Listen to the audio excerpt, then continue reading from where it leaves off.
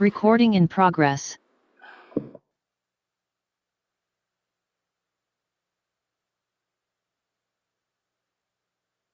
Said, good evening, everyone. Do you want to call the roll? Commissioner Tucker? Here. Commissioner Metz? Here. Commissioner Croft? Here. Commissioner Phillips? Here. Commissioner Gupta? Here. Vice Chair Mater? Here. Chair Scharf? Here. For the record, 7 present. All right. Are there any agenda changes, additions, or deletions? No changes. All right. That brings us to public comment for items not on the agenda. If any member of the public would like to speak on an item not on the agenda, please raise your hand or press star 9 now. No hands raised. All right. Then moving on to approval of the minutes. Can I have a motion to approve the minutes? I have one comment on the minutes. Go ahead. It says that the Budget Subcommittee is going to be myself and Commissioner Tucher. I didn't believe that's necessarily the case. Is that the case? No, that's not the case. I wasn't at that meeting, but no, that's not the case. That should be removed from the minutes then. Yes, it should basically, I don't know what happened at the meeting, but it's Commissioners Gupta, Croft, and Phillips. Yeah, so there was an unfortunate error when we submitted when the email went out, so apologize for that. So we believe it was actually Commissioner Croft, Commissioner Phillips, and Commissioner Tucker. I'll stand corrected. It's Commissioner Tucker, Commissioner Croft, and sorry, I'm just. So we apologize for that. We were. Apparently I'm going to be on it. You're on it. Okay. So. And if I could appoint 4, I would. This should be routine, but I'll ask anyway. Just who made the decision? I assume that it was made by chair and vice chair. Yes, that's correct. So why the confusion? I have no idea. No, you made the decision, so. I assume that it's just a staff issue. They sent out the wrong names. Yes, so staff incorrectly sent an email out to the commission that we retracted and sent out the 3 members that I just mentioned. Okay, but it was the chair who made the decision. Correct. And, well, my confusion speaks for itself. So I'm as confused as you are. I will just say that. Okay, it doesn't speak for itself. You made the decision, and yet just now you announced something different and expressed surprise. Well, Oh, I see. I got an email that said that. I was Okay. like, okay. You know. All right.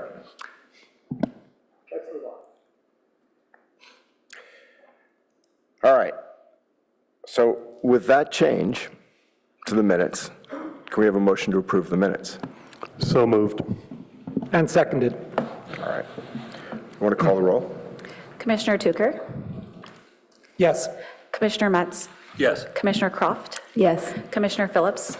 Yes. Commissioner Gupta? Abstain. Vice Chair Mater? Yes.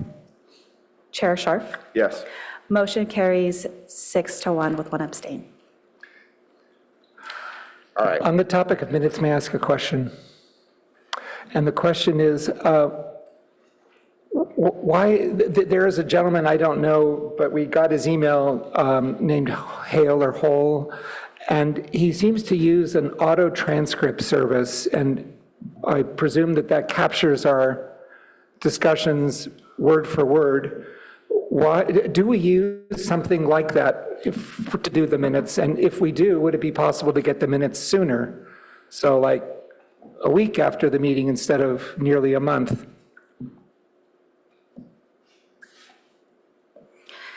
Hi, yes, I can answer that one. So we use a transcriptionist, and they provide our sense minutes, which is not a verbatim minutes. And then when we get those, we'll publish them in the packet. So then that way, everyone, the public can see it, and then the commissioners will make any comments as needed to adjust the minutes for the record. And that's how we are able to do that. But wouldn't it be a savings in time and effort to use an auto transcript service, presumably what this community member is doing? I mean, the minutes, the way they are today, strike me often as odd. Like, Tucker wondered whether, and so-and-so, felt like, as opposed to just, I'm going to start reading the auto transcript as opposed to the minutes because they're a more high-fidelity reminder. It's like watching the YouTube without having to take the time. And I simply ask, but I guess I'm suggesting that we consider that alternative approach. Can I Go ahead. agree with that? I think that technology has advanced to a stage that it may not require anybody. Probably needs somebody to review it just to make sure it's not totally off. But if it can save us money, it doesn't seem like there's a downside, but I would like to know the reason why we use summary minutes instead of verbatim, because I understand we used to use verbatim. We switched to summary for some reason, and is it even something that we can consider? I think I remember a little bit about this. We used to use verbatim, but it was expensive because they had a court reporter or someone actually do it, or someone in the clerk's office used to listen, and I think it was someone in the clerk's office listened, and it was really time-consuming, expensive. So then they went to reading it and doing summary to save money, is what I believe. I know the clerk's office has talked about this many times in different ways, but maybe you have more information. Yeah, so what I'll do is staff will do is we'll go back to the clerk's office just on that interest from this commission and get some feedback on alternatives or options associated with that. But I would need to, if that is kind of the will of this body as a group to go back to get that information, I don't want to get ahead of myself. Can I just also ask, like, how council wants to use the minutes?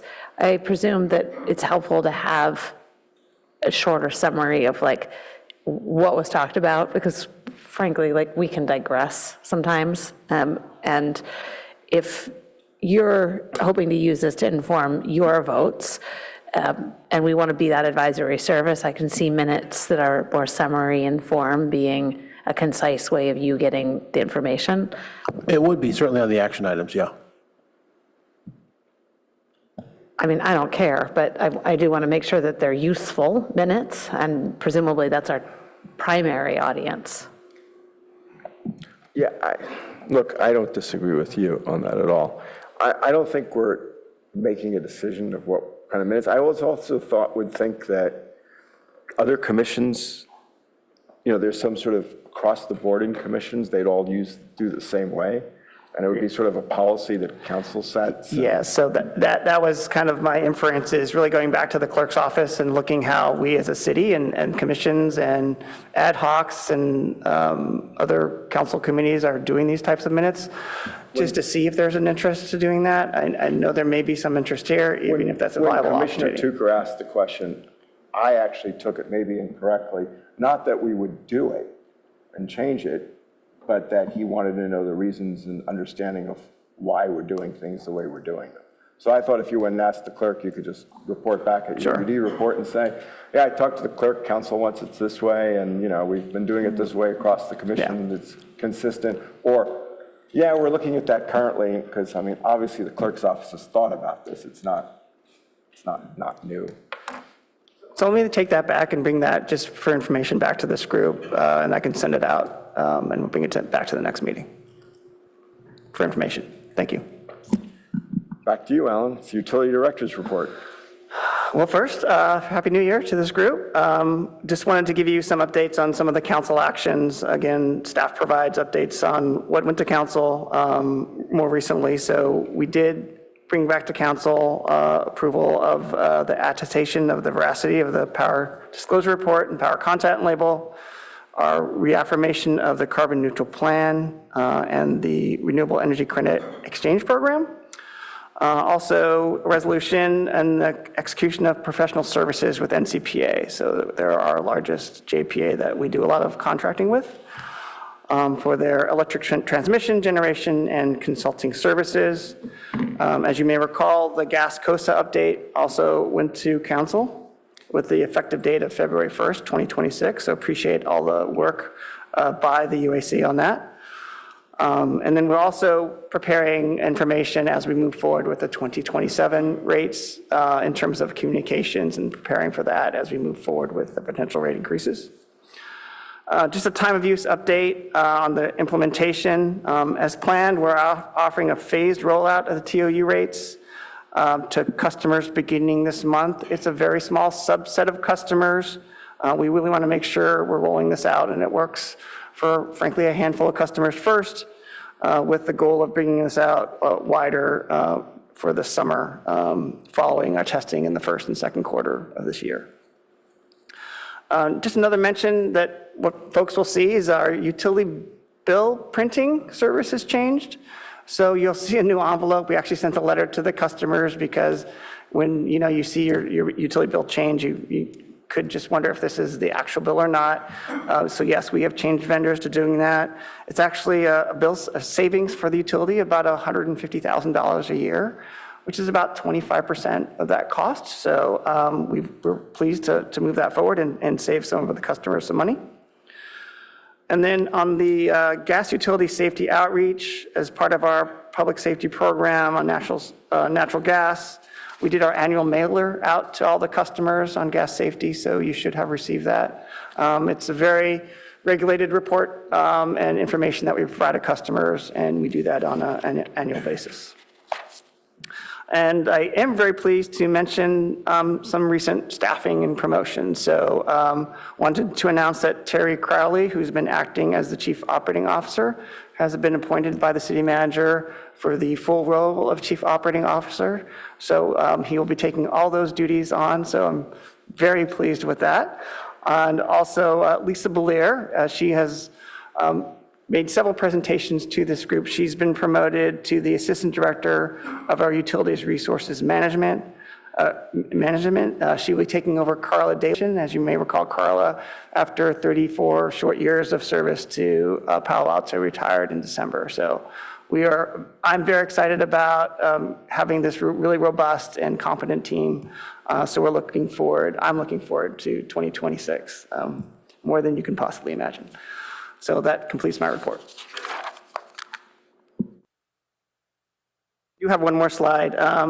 As part of the report out, I do just try to give a real tight overview in this report of the items, just so that have come back. So the time of use update provided that. There's upcoming finance and council agenda items in our 12-month rolling calendar, which we can discuss tonight. I will also mention that the policies and procedures were discussed at the last meeting. The potable water quality and microplastics is coming up in March 2026. And the UAC work plan is going to council on February 2nd, 2026. So wanted to thank Chair Scharf for attending that upcoming. There are several other commissions that are also going to forward to council for discussion purposes as an action item. Thank you. Could you please repeat I didn't catch the time of use update. What was that? So the time of use update I just provided, we're doing the phased rollout to a small subset of customers. We're going to do the testing in the first and second quarter and a summer rollout to larger customers. If I recall, it's on the order of 100 or so. And probably in the second quarter we'll have 100 or so, but we're probably doing, probably a dozen or so customers every month, and then ramping that up. And it's just self-selecting, it's those from across the market area who raise their hand and want to, or do we target it by neighborhood? We've done for this initial phase is kind of, I would say, an outreach to potential customers, to see if we don't have the full amount of volunteers perhaps that you're mentioning. So we just have a small subset of customers that we've gone out to. I have a follow-up question on that. Yeah. So we did see marketing for the program. Correct. I'm curious why we're not going a little bit bigger. Are we using the marketing that we've reviewed? Are we hand doing the bills? Like, why aren't we going a little bit bigger than a dozen per month? So the smaller amounts for the customers is really to make sure that our processes are correct. So the larger rollout, I think, in the summer, that's the intent that staff came up with in trying to manage to make sure that we had these systems set up. As you may recall, we're also going to be providing customers kind of updates and potential savings, right? So that's where they'll be calling up to the utility and asking for those potential savings in moving to a time of use rate.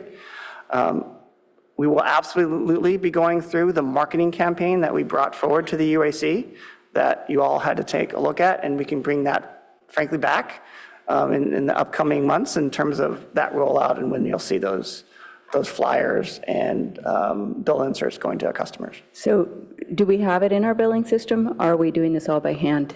You said we're going to be doing calls with people to figure out what their savings are. Is that like Yeah, so as you, full-on pilot where we're going to have like a monthly call with every customer? no, I'm sorry. Let me clarify that. So right now, if a customer wanted to see the potential savings associated with going to a time of use, they would call our utilities call center, and they would run a specific report for that customer in terms of what their potential savings would be. So we're really trying to provide that a higher level of service, as we do this rollout initially. As we move forward with time of use and we maybe see more customers going through that, our process is to automate that, right? So other utilities does have some automation features that right now we have a manual process that will work with customers. The information and time of use, we will put those into flyers, we'll put those into our social media.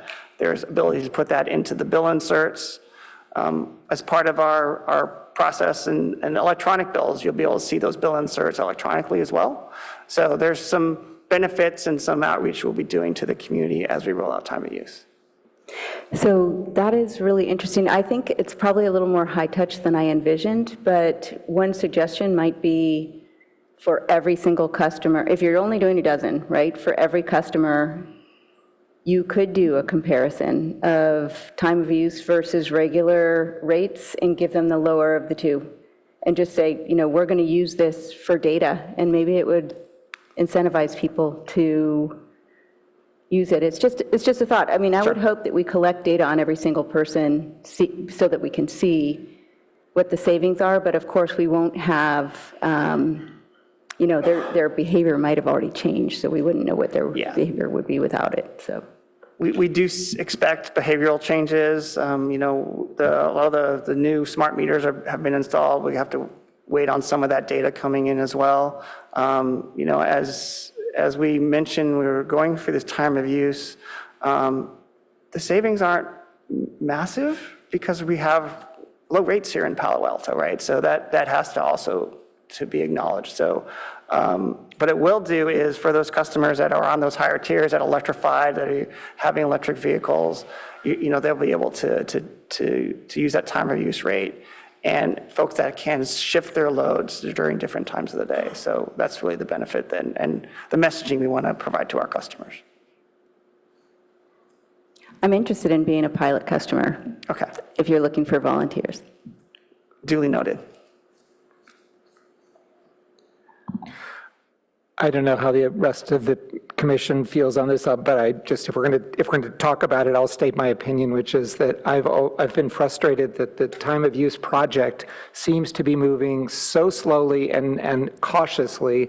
I don't understand, and I simply want to say that since since we've discussed it, that's my point of view. You don't have to answer it. But you shouldn't. I mean, we're not, it's getting too far down from a Brown Act thing, I think. It's not on the agenda. Since we discussed it, I just wanted to say that. Anything further? Nothing further. Thank you. All right, new business. Ready to move on to item number 2, which is the fiscal year 2026 mid-year fiber expansion update. Yes, I'm going to have some staff come up here for the presentation. I'll do some introductions here. Alex Harris, our fiber program manager, will be giving the bulk of the report. David Wan is our strategic business manager. He's kind of overseeing the fiber from our end.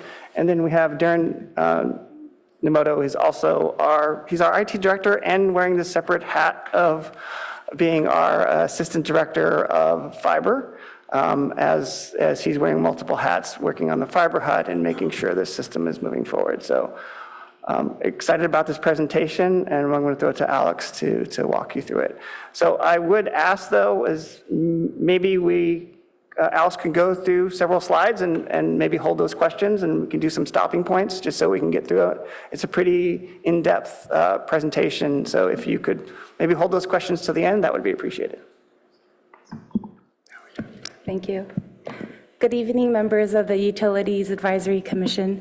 My name is Alexandra Harris. I'm the Telecommunications Program Manager, and I will be providing the fiber expansion update tonight. Next, please. Next slide, please. Thanks. We'll kick off the agenda with a brief overview of how we got here and what we've been working on to provide context for the updates. The city's fiber network has been around for over 20 years. In 2017, an audit found capacity constraints requiring a network rebuild for some areas. This sparked interest in exploring an expansion of our network with what may be referred to as last-mile builds. After the pandemic stressed the need for reliable high-speed internet, on December 19th, 2022, Council directed staff to rebuild the backbone and build fiber to the premises, or FTTP, to provide fiber internet services. A smaller pilot area was initiated to test feasibility before deploying a new business service. Next slide, please. Fiber internet services are quite different from our dark fiber services, which was initially built to support electric substations and now supports citywide departments. Unused capacity is available for commercial licensing. Dark fiber customers receive unlit strands or fiber without any data transmission, and then they work with the internet service provider, or ISP, to light the fiber and get data. Fiber internet was initially explored as part of our expansion efforts. The city would become an ISP to provide customers with internet service. Fiber internet requires a substantial amount of effort to set up the internal business support systems and build the physical infrastructure required. Next slide, please. Here are some conceptual diagrams illustrating the infrastructure needed to support our dark fiber and fiber internet services. Our fiber rebuild project will modernize the existing system and support both dark fiber and fiber internet services. Our FTTP project will expand the network and support fiber internet services only. The red FTTP infrastructure is what we need to build to reach each service address or premises. Next slide, please. This is a simplified diagram of how our infrastructure provides dark fiber service. The model shows a single segment with 6 fiber strands in between. However, our actual backbone cable has 144 fiber strands and hundreds of segments. Furthermore, we will be installing a 432 fiber strand cable and a 144 fiber strand cable as part of our network rebuild and expansion projects to ensure future capacity. Next slide, please. The infrastructure for fiber internet leverages the existing fiber network, shown in green here, and extends the last mile, or FTTP, in blue. That's how we'll reach all the premises. If we don't have backbone near the FTTP area, we would need to build new backbone. This is why FTTP will significantly expand our network. Next slide, please. Funding for this effort comes from our fiber fund reserves, which was built up from our dark fiber business. Dark fiber net sales revenues, which includes approximately $1 million from city departments, has declined from fiscal year 2020 to 25. While most of this is attributed to the cyclical nature of dark fiber business, where the businesses move in and move out, we have several initiatives to maintain our dark fiber business. We've been working on modernizing not just the infrastructure, but also our internal operations, systems, and processes. We're also conducting studies to analyze our services and the market, possibly leading to an update for the dark fiber rate structure. There are marketing and sales strategies which would open up for exploration as our systems become more efficient and we can start leveraging data insights. Next slide, please. As we continue maintaining our dark fiber business, we are also actively pursuing the expansion of fiber internet. We initiated the pilot to demonstrate feasibility before building the greater phase one, while building the greater phase one area. Take rate, or the number of subscribers, will be an important data point for the pilot, but it's not the primary objective for conducting the pilot. Some key takeaways we've learned so far from the pilot are, out of the 1,200 homes passed, approximately 845 are serviceable, whereas the remaining are brownfield multi-dwelling units, or MDUs. These are MDU buildings that have already been built. MDUs require a case-by-case approach, as some units in the older buildings cannot be physically reached. We also realized that we should decouple grid modernization from FTTP. Despite similarities, electric and fiber differ significantly in construction costs. Our customer needs are not always aligned, and timelines are more sensitive to interdependencies. Future alignments should be evaluated on a site-by-site basis, similar to shared trench opportunities and how we'll approach brownfield MDUs. Same slide still. As we learned from the challenges we encountered, our strategic partnerships with contractors have helped with our installations and operating our new internal systems more efficiently. Next slide, please. The pricing strategy for the pilot will be simple, with initial plans offered at 500 megabits per second and 1 gigabit per second. Next steps will be to finalize promotional rates, install the fiber hut, and install fiber cable in the pilot area by the end of this month, if weather permits. Our target go-live date to take on subscribers in the pilot is March 2026. We've been applying what we learned to build phase one while implementing the pilot. As our collective in-house knowledge and experience accumulates, we've become more adept at identifying and maximizing cost opportunities. While providing service to our pilot subscribers, we'll gain experience to develop a scalable marketing plan which we can execute. We'll keep UAC and Council informed with regular updates as we reach critical milestones, some of which are coming fast. Thank you, and this concludes the update.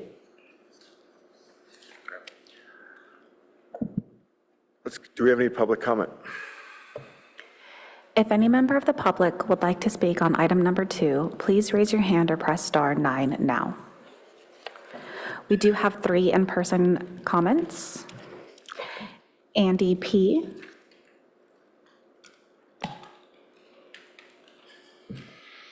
Hello, thank you for having me. I'm Andy Poggio, a longtime resident of Palo Alto. I've been a proponent of Palo Alto fiber to the home for, I looked, and it's been more than 25 years. It's been a long time. There was a group of us trying to get the city to do that, and if we'd done it 25 years ago, it really would have been wonderful. It really showed Palo Alto technological leadership. Didn't happen, water under the bridge. Not surprisingly, in 25 years, things have changed. In particular, there are now some pretty good alternatives to Palo Alto fiber to the premises. I use AT&T's fiber. It's good service, it's reliable, it's not especially expensive. I'm not very fond of their information privacy policies, but I have other ways to protect my information. It doesn't cover the whole city, but AT&T plus Comcast certainly covers a majority of the city, and something like Starlink can cover the rest. So they're pretty good and pretty high performance alternatives for residential and business internet services. So that's one thing that's changed in that 25 years. The other thing that's changed is we're feeling the effects of anthropomorphic climate change, also known as global warming. We feel them acutely in California in the awful fires that have happened in the last few years. And it's not going to get better, it's going to get worse. So I think knowledgeable people should do what they can to mitigate those damages. And so one of the things we're doing is we're encouraging our citizens to electrify their homes. And to do that, and do electric cars, and to do that, we're going to have to build up our electrical infrastructure. And I think this is critical that we do this, and I think that our dark fiber revenue could be better applied to building up our electrical infrastructure than rolling out FTTP at this, to me, very late date. I recognize this as a city council, ultimately decision, but I wanted to let you know my thinking.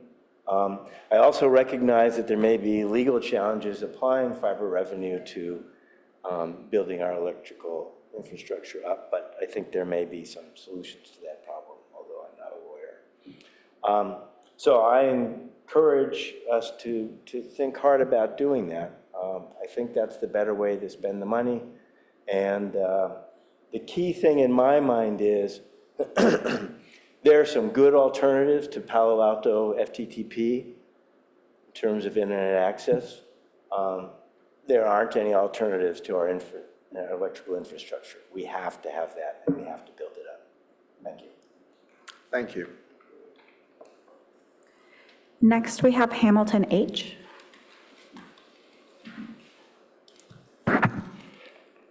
In December 2022, Council approved a phased residential fiber plan with the expectation that 20 to 30% of homes would be served within 2 to 3 years. We are now more than 3 years in, and still no one has gone live. Meanwhile, AT&T has expanded, recently adding the following neighborhoods: College Terrace, Triple L, parts of Crescent Park, and Mitchell Park. And the pricing pressure is real. AT&T advertises fiber plans starting at $45 a month for 100 megabit, $65 a month for 500 megabit, and $80 a month for a gig, plus the current promotion of an additional $20 per month discount if you have AT&T Wireless. Anyone dissatisfied with Comcast can already switch today where AT&T Fiber is available, which limits the city's ability to win customers without underpricing, an approach that would directly threaten the city's ability to repay its initial investment. The risks of municipal telecom failure are visible right here in the Bay Area. In March 2025, San Bruno finalized its sale of CityNet provider to Comcast for $8 million, despite carrying a $21.5 million accumulated debt. San Bruno leaders also declined to spend the roughly $20 million required to upgrade to full fiber, concluding they could not justify the cost compared to the larger incumbents. Palo Alto, which is 1.7x bigger than San Bruno, is now considering spending over $130 million to enter the same competitive battle, despite being even further behind the fiber private rollout. The 2022 University of Pennsylvania study highlights why these projects often struggle. They frequently fail to attract the subscriber levels projected, while incumbents respond with aggressive pricing and promotions. Every dollar lost on residential fiber is taken directly away from the general, will ultimately be taken directly away from the general fund, including firefighters, ambulance services, library hours, affordable housing, and of course, climate change. Furthermore, staff reports that since COVID, their commercial dark fibers have lost $1 million in revenue. The response? Spend many millions of dollars in additional investment to keep up. We stand to lose tens of millions of dollars from a failed foray into fiber. Thank you. Our final speaker is Herb B.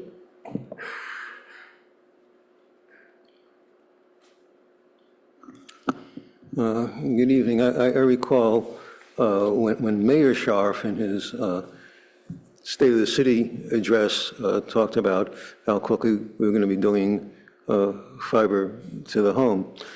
And it's been a long time, and I believe one of the key problems, and also with the failures that have been mentioned by the two previous speakers, is the idea of becoming an internet service provider.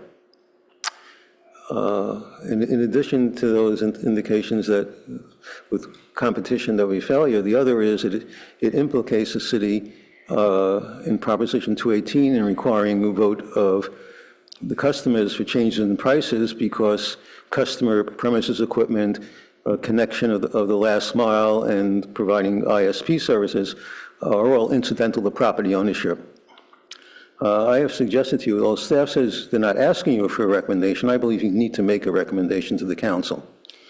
And that is that you should throw away the idea of being an internet service provider and instead expand the dark fiber for the purposes of it being used as a fiber to the premises backbone, which a separate FTTP fund could get at a special price because it will be able to have people connect to it whenever they want to, as they can with other utilities, unlike the incumbents. And that there should be a network operator hired, and the network operator could be an ISP, but it could also have other ISPs. And the special price that the city could get for the fiber fund would be the depreciation rate on capital investment, which I believe is a 20-year straight line, and for equipment is expense that under $5,000 or otherwise equipment $5,000 or more is a depreciation rate of, I believe it's a 5-year straight line. And the city, council needs to give that kind of direction to staff because otherwise it's going to go down the wrong path, which is being an internet service provider. And I think, as I said, it would be a mistake for two reasons, both financially and also legally in terms of the customer's participation anytime you want to make a change. One thing that you need in addition to the other things that staff will be bringing to you and to the council in its next report is what the competition has done, because AT&T in the pilot area, it's not just how staff has done with customers, but also how the competitors have done. And so unless you stop the idea of the city being an ISP, I think it's going to be a failure.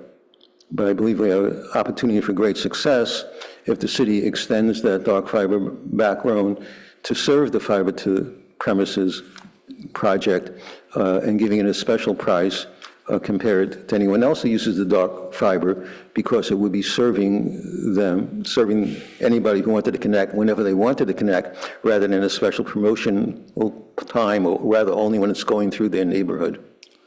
And I hope you go down that path and the one that's going now, because as the previous speakers have said, that's not going to work. Thank you.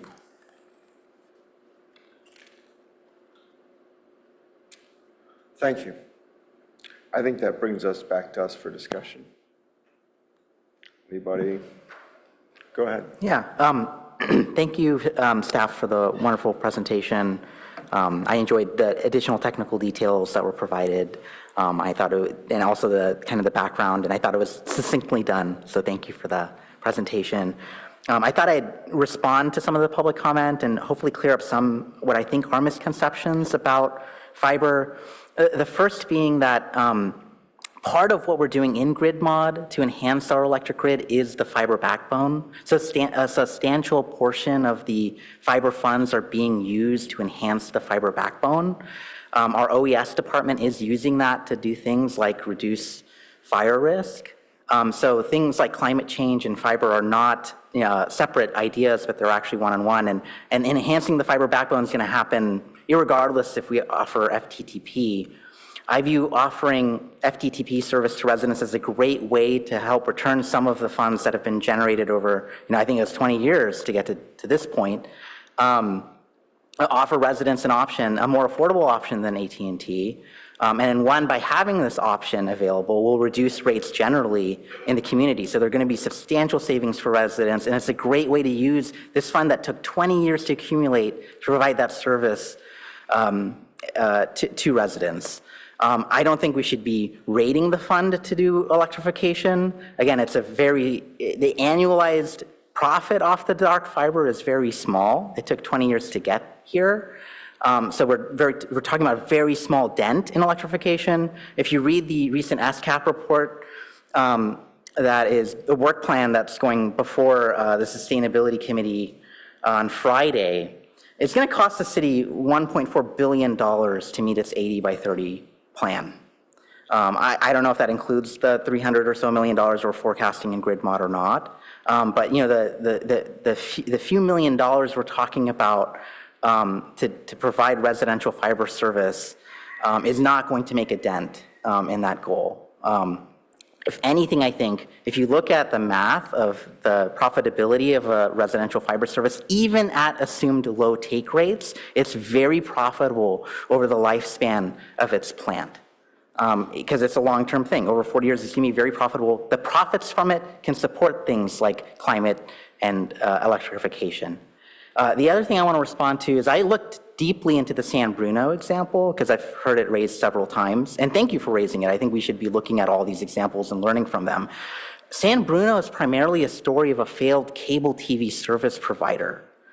Most of the $21 million of debt was accumulated due to skyrocketing TV programming costs. I mean, I can quote their city council member, quote unquote, from an article. This outcome was inevitable given that the enterprise lost over $21 million over the past decade due to skyrocketing costs of programming.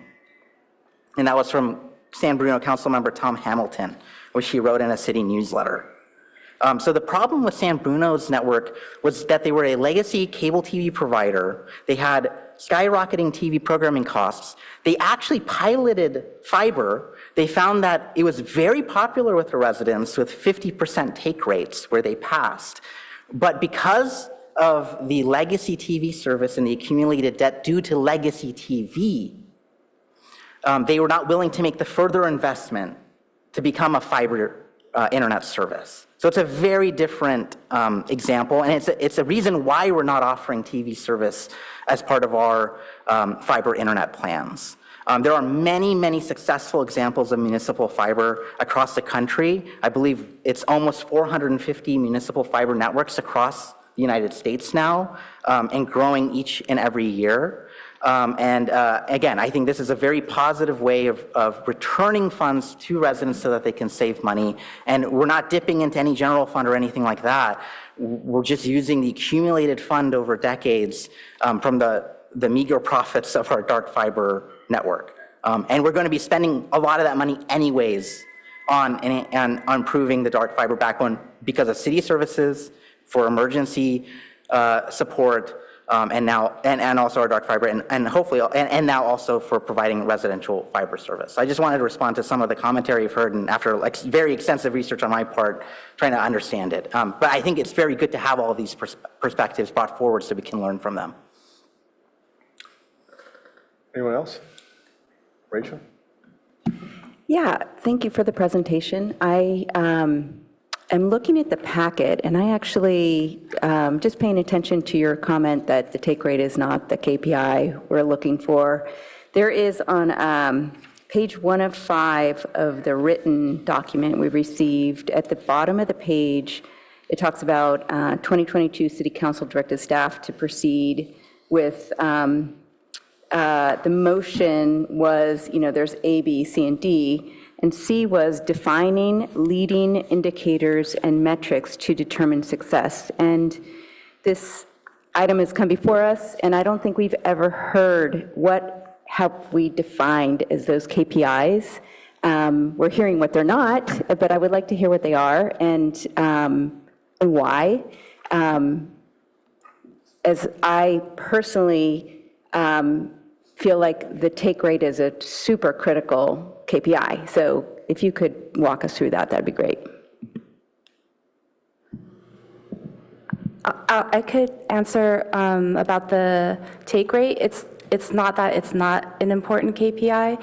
It's one of the data points for the pilot, but it wasn't the objective of the pilot. However, take rate, which is, the amount of subscribers that we will get, is important to determining the success for our FTTP project overall. Can you walk through what are the KPIs that are being used to determine success? Some of the ones that staff have thought about are customer satisfaction, our speed to, like, the delivery times to get the subscriber once they hit subscribe, in addition to take rates. However, we haven't formalized this, and we will be doing so as part of our learnings summary from the pilot once we get some subscribers. So I guess that's helpful to understand. I do have some concerns, just based on coming from commercial world that I think is probably similar to what our competitors' world is, which is it's very hard to execute well against KPIs if you have not defined the KPIs. So I think we need to define what they are, and what we are hoping to learn. We've talked a lot about learning, but I think we need to have some goals, because the next step is a lot of money, and I don't think anyone wants to make a bet without having given the pilot our best run at achieving those KPIs, so that we know, can we succeed in the bigger pilot, the bigger, next phase, where the amount of money is way more. We need to know, are we capable of doing that before taking these big bets? So I feel uncomfortable that we don't have very specific KPIs that we are executing against. And that we should be marketing this like we're planning to hit those KPIs. So I'd love to hear if we do have more solid ones. Sure. If I can add, Dave Yen, Utility Strategic Business Manager. I think we had different key metrics for both the pilot and phase one. I think for the pilot, the goal really is technical feasibility, making sure that we're able to deliver the speed, the fiber that we're proposing, the 500 megabits and the 1 gig. Also operational efficiency, make sure we're able to fulfill those requests when customers sign up within a reasonable time. And also making sure customer satisfaction, like Alex says, make sure they're happy with the service we're providing. So another thing we're trying to test out on the pilot is the promotional pricing. I think Alex mentioned it. I think we're looking at $50 to $65 for those two packages, somewhere in that range. And so those are kind of the pilot goals. And when we go to the phase one, take rate will be vital, but we're also looking at scalability, finding strategic partners to help us scale up, and then also just the number of passes per premise, and bringing the construction costs down for each of those areas. So I'm also looking for new opportunities to grow into. So I think one thing we're seeing are like new developments. So that's one area we're going to be pursuing. We have been reaching out to those commercial properties, and they've been very interested in signing up for Palo Alto Fiber. So we're just trying to figure out how to get them there. Can I keep going? Sorry. The dark fiber network, I'm curious how far and wide it goes, so that, if you're building it anyway, and you do have a new, construction project where you can wire it from zero and it's right on the dark fiber path, that seems logical. But can you talk a little bit about the dark fiber network and, kind of what it looks like? Yeah, so the dark fiber is kind of a ring around the city, so it's more in the commercial areas. It's not in the residential, which is why we had to build new backbone for fiber to the premises. So in the commercial areas, we do have dark fiber available, but it's not always available. Some of it is used up or congested in certain areas. So if it's available, we could offer fiber to the premise still certain places. If not, we would have to build new backbone or add new additional capacity. So I think we are trying to leverage both the existing legacy backbone and add new backbone where there's interest. But as Alex said, we are investing in a full new backbone, but it won't be built out all at once. It'll be a phased build out as well. Anyone else? Are you done? Yes, I have a question, and then I'll make a comment, which I'm sure everyone is waiting for. The question is, on the decline in the dark fiber revenue is claimed that that's due to, I think, relocation, and it's, quote, cyclical, which I don't think it's really cyclical, but do we know that? That it's business relocation, that it's likely to come back, or is there a decline in dark fiber usage? Perhaps they're turning to commercial alternatives? Yeah, so it is cyclical of what we've seen in the past. It's gone from 3 million to 4.5 million, back to 3.5, and then it's gone back up to 4. So I think it's when businesses move out and then new businesses move back in. So that's what the cyclical part is. So we have some vacancies right now in the research area, but we also have some new developments also in the same area. So we are approaching them right now and letting them know that dark fiber is available or will be available if they're interested. So I think it's just based on the commercial industry, I guess, commercial business economy. Can I just clarify, like, you have this correlated with vacancy rates, and there's a strong correlation? Yes. So you've looked into it and are confident that that's the reason there's not a secular decline in dark fiber usage? No. I think, yeah, the ones that are declining are the buildings that have moved out, and we are approaching those new tenants already. So Okay. we are building those plans.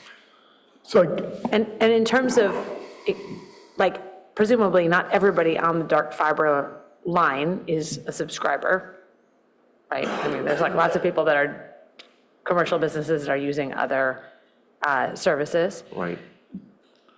Do you see growth of new customers as well that are not replaced tenants, but Yes. requests beyond capacity? We do have some strategic partners, such as the city itself. So we do add new fiber connections when there's new facilities being built out. We do have some other critical, like Paul School District is another key partners of ours that we have a long, big ring with.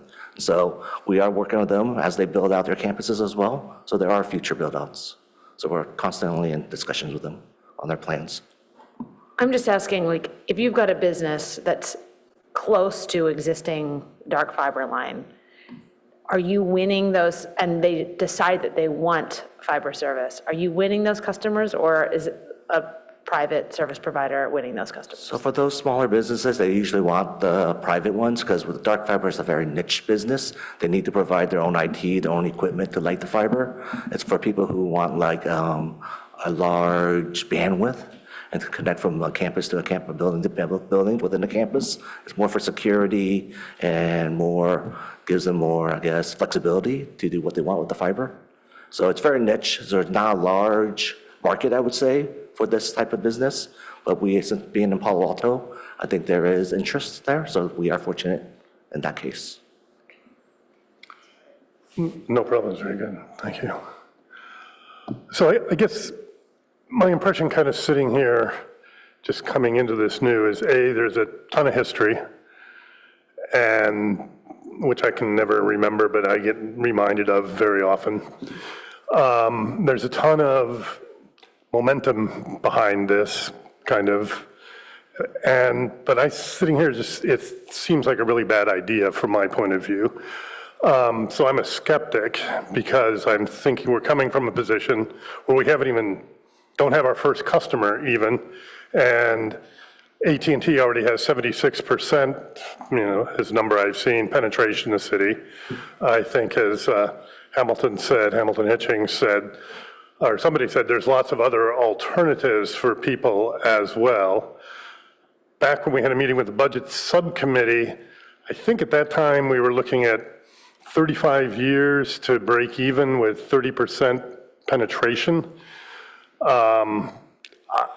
I just don't see it. I mean, from a business point of view, if someone came to me and said, hey, my new business idea is to, start up fiber in a place that's already extremely well covered, and we don't have any particular advantage doing this, except we do have a pot of money, I'd say, no, I don't think I'm gonna invest in that one. And I've been wrong before. I guess to convince me, what I need to see is the business plan. I mean, the KPIs are fine, but I need to say, okay, to make this work, so it's actually not going to be a source of eternal funding from the city and coming back and saying, gee, we just need another 5 million, another 10 million. I need to see what do we really think could potentially happen. And we did have some business plans. They were not very encouraging. And I can't believe they've gotten more encouraging with the higher penetration, over the last year or so of AT&T. And, despite the fact I understand this is hard-earned money from, the dark fiber, but I believe there's better places we could spend this within the city. I mean, essentially, if we're subsidizing what is kind of, I wouldn't call it luxury, but a high-end item, it just doesn't sit well to me rather than our, relative to the other services we do provide as utility, which are, gas and electricity and water, as somebody said, things you cannot do without. So, what I'm saying is I'm a skeptic, but the thing that convinced me is really, okay, based on what we learned, here's what we could do financially. This is how it's going to make sense for the city. This is how it's not going to be this eternal issue. And the other thing I'd like to see, this issue requiring money, is what's the off-ramp in case we're wrong? So, I've heard a lot of optimistic projections, but okay, let's say we're wrong and the penetration rate is only 21% and we can never reach break even at that. What happens? I guess we sell our assets to somebody, but what are they going to be worth? So, I mean, I've heard I've gotten emails, there's cities that have been so happy, Loveland, Colorado. There's cities that have been unhappy, San Bruno, but that's due to, that's all great. But where's the business plan that tells us what needs to happen? And, do we learn enough from the pilot to know whether we can meet an optimistic business plan that it will ever make money, or do we need to do something else, in which case we need to have an off-ramp? Because I'm very worried about making some sort of perpetual commitment to people that just ends up being another drain on the city year after year. And I've not heard anything that's made me feel good that it won't be that. So that's my statement. Anyone else? Sure. Okay, well, first of all, I'd just like to thank you for a clear and brief presentation. I think that's, and also just for doing a timely update on this.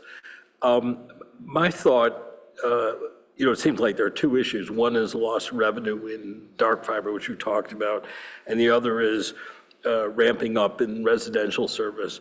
I mean, my thought in residential is simply to just do one service, just the 1 gig, and skip the 500 meg, because, I mean, SKUs, having extra SKUs always costs you money. So maybe you lose a bit of revenue in somebody who really wants 500 megs, but I doubt much. And there's a cost associated with having multiple SKUs. What strikes me, if we're going forward with this, and having been a customer of both the commercial companies that we would be competing with, I'm less convinced of their impregnability. I think, they're not necessarily great service providers, so I think there's, a space there. But I think the one thing I noticed in the PowerPoint is a statement that marketing and sales strategies fiscal year 2028. So what really strikes me is that we have real costs now, and we need real sales now, real revenue. So I think we need if we're going to go forward with this, we need a much stronger marketing and sales effort. Like, for example, I mean, it sounded like you had a kind of a handle on what's going on with dark fiber, with the loss of revenue, but I think it's a classic market research kind of problem. And we need professional marketing people, and also salespeople to beat the drum, which could be on a commission basis, to sell dark fiber and sell FTTP on the residential side. So I think that's really important, and to me, the biggest gap. And I would say, in terms of having a business plan, I totally agree with that point. But I think it has actually been discussed a couple of years ago when we got into this. So I think there actually is more there than which just didn't happen to have been presented tonight, but I think that actually has been thought through more than is apparent from the discussion tonight. But I think marketing and sales really critical and really need a much bigger effort. Thank you for that. We agree. Thanks. No. Commissioner Tucker, did you speak to this already? Do you want to or not? Because I can speak before you. I just usually wait till everyone's spoken. I didn't want to miss you. Well, I find this update, I mean, there was a comment that this was a clear and brief and timely report. I don't frankly even understand what are the key points of the update? We last talked about this in May. So now, 3/4 of a year later, most of the package is backward-looking as to the history going back to 22. We're about to start the pilot. I couldn't tell you what the 3 or 4 most important updates or pieces of news on this project even are. So as to why it's timely, I didn't have time to preview the PowerPoint or the presentation that we saw. It was a technical overview, but didn't really sync with what's in the package. So there's that. Utsoff, I have a lot of respect for your enthusiasm for the fiber in general, and thank you for clearing up the story from San Bruno. But how do you respond, Utsoff, to the point about pricing? I, 2 months ago, became a new AT&T fiber customer. I get a gig, it costs $70 or something like that, and that's without any of their $20 discounts. It works fine, and I tend to be with the sentiment that how on earth is our utility going to compete against strong incumbents? I think they are much more impregnable than an earlier comment. And there were public comments that in the time that we've been talking,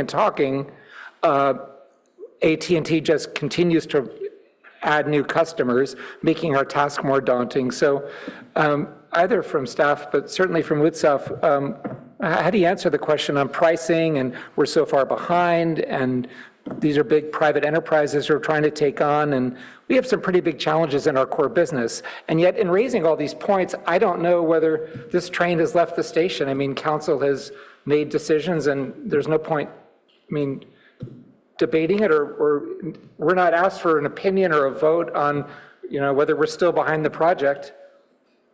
I find the whole agenda item quite confusing. I don't know if you want to respond just briefly.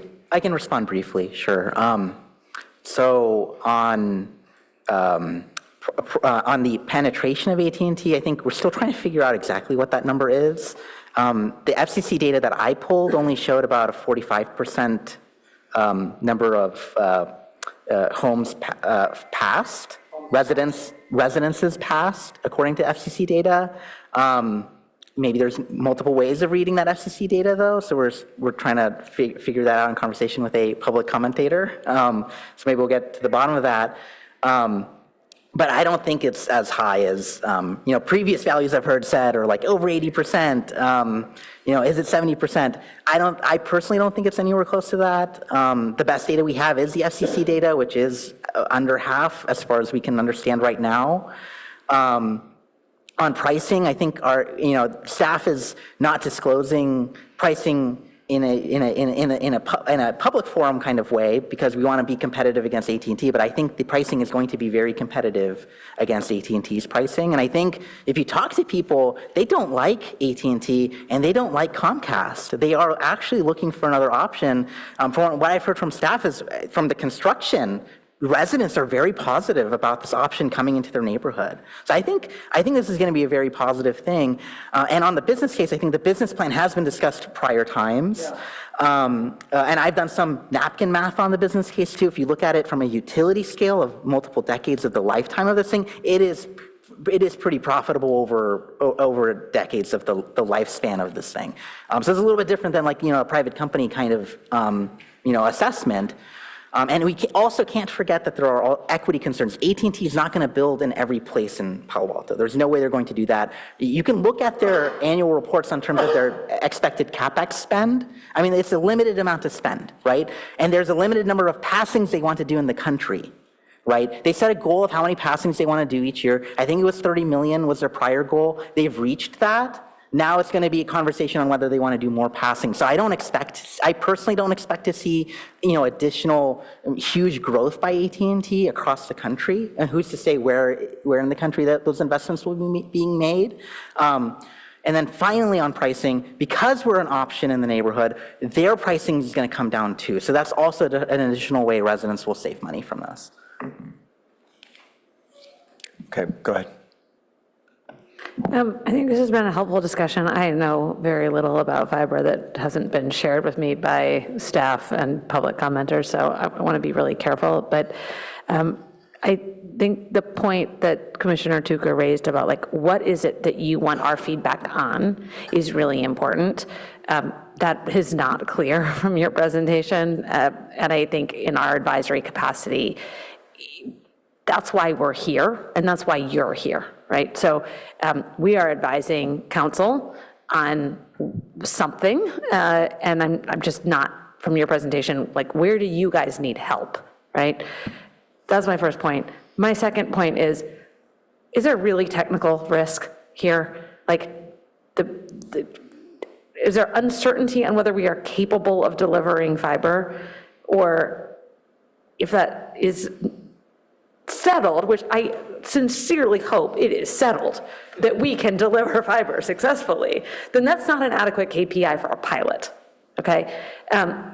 We will need a better set of KPIs for a pilot that don't, that are broader. And Dave, you did mention others. I appreciate that, but I think it's a muddled mix, and they're not specific. So we want to know whether it's specific or not, right? I would say, too, that I think that we have a very poor selection of initial service area because we selected on the basis of grid mod.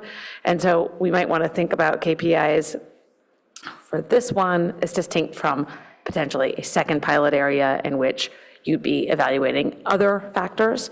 That second pilot area I propose to you should serve broader goals of the community, namely serving areas that are very unlikely to be served because you'll collect a very different data set than you would from the current area that is being piloted. And I think that, that would also allow you to think about how pricing variance is going to help influence adoption. Right now, frankly, you're piloting in a place where people are likely to be completely price insensitive, and there may be other areas where there are stronger price sensitivities. Anyway, I don't know very much about fiber at all from a technical perspective, but I just want to reiterate some of the comments that my other commissioners made on those other points. So appreciate the comments. I'll speak to the first one. I'll let Darren do the technical piece. In regards to the ask of tonight's UAC, it's kind of the strategy and what we're doing and some of the KPIs I talked about earlier. I think for the strategy going forward, mentioning that we are decoupling from grid mod, is that a good idea? And I think our other strategy now is talking about looking for new greenfield MDUs, what we're calling them, new developments, and then maybe target more the interest areas versus just being a systematic build out, like what we're doing with grid mod, instead of trying to just follow grid mod, which is changing its approach in a way as well. We're going to adjust our approach. So I think that's kind of what we're asking. But I don't think we received data on that, right? I didn't see anything suggesting that there would be X amount in savings if we change our strategy, or our business plan is changing, or the pace of rollout is changing as a result of that change in strategy. I mean, I will just say, we're also going to hear an update on grid mod that suggests that it's going to be much more dynamic and thus less predictable. And therefore, I think definitionally, you'll have to decouple from grid mod whether or not you want to, right?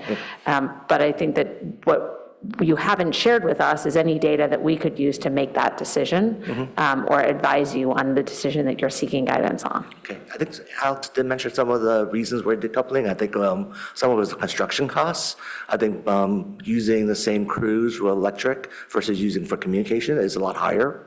So that's one reason. And then also the timelines aren't the same, we're being dependent. So this is why. Sure, but so like what are the cost savings? I mean, yeah, no one's advocating for a higher cost rollout, I right? think construction cost wise for the laborers, we can look for see probably 25 to 30% savings. Okay, so, but that, like frankly, you don't need to come to the UAC to like ask permission to save money, right? Like assume that we will support saving money. I would say like, where do you want our advice? Our advice is never gonna be take the more expensive route, right? What does that impact? Does it mean that it's gonna happen more slowly? Like what's the downside of not pairing with grid mod? I haven't heard a trade-off, and we're useful for talking about trade-offs. Right. Right? So I think the trade-off is it'll be different than what we originally had planned as the phase one area. It was going to be a certain neighborhood or multiple neighborhoods, and now Okay, and it's a different area now. right. Now, Okay, I totally missed what the area had changed. So Yeah. thank you for clarifying that Sorry. piece. So- What area? You didn't miss it, it wasn't there. Okay, can I just say one other thing that has been on my mind, which is that if we have a 35-year payback period, I don't know what technology is going to look like in 35 years, but there's been a lot of change in the past 35 years in terms of like landlines to cell phones, and I have to really question whether anything with a 35-year payback period is a smart investment. I don't, like, you can tell me that it is, and I will defer to your technical expertise, but I want to make sure that the city is not banking on a technology that is, could be displaced. So the fiber wire is like a long-term asset, similar to our electric wires. It's probably last 50 years or so. So for one. That's not my point. My point is technology transitions. Right. I'll look again, Darren, speak to that piece. If you don't mind. Evening, Darren Emoto, Director of IT, and just talking about technical feasibility. So as mentioned, the city is a customer of dark fiber. So within IT, that's how we connect all our facilities. That's how we provide internet access. That's how we're providing services to our community by broadcasting these over our network, and that's all over fiber. So in terms of technical feasibility, we're confident that we can deliver the service. It's really the operational efficiencies that we can gain from doing it to the premise. I think, I think the point is probably a different one. I mean, putting in copper wire for landlines, that lasts a really long time, 50 years. But a technology came along that meant that those no longer, for the most part, pay back. I think the concern, which I share, and I apologize for, is that, okay, great, 35 years from now, will anybody be using fiber to the home, or will there be some other technology? They might be using satellite, right? You could completely replace it with satellite, and then 35-year payback could be worth nothing. Potentially, but also just remember cell towers, underlying infrastructure is fiber to get back, so it is over air to the tower, and then from the tower to wherever it's transmitting data is a fiber infrastructure. So fiber is an asset that I don't see going away anytime soon. The technology to leverage fiber and leverage it to even greater capacities is continuing to increase.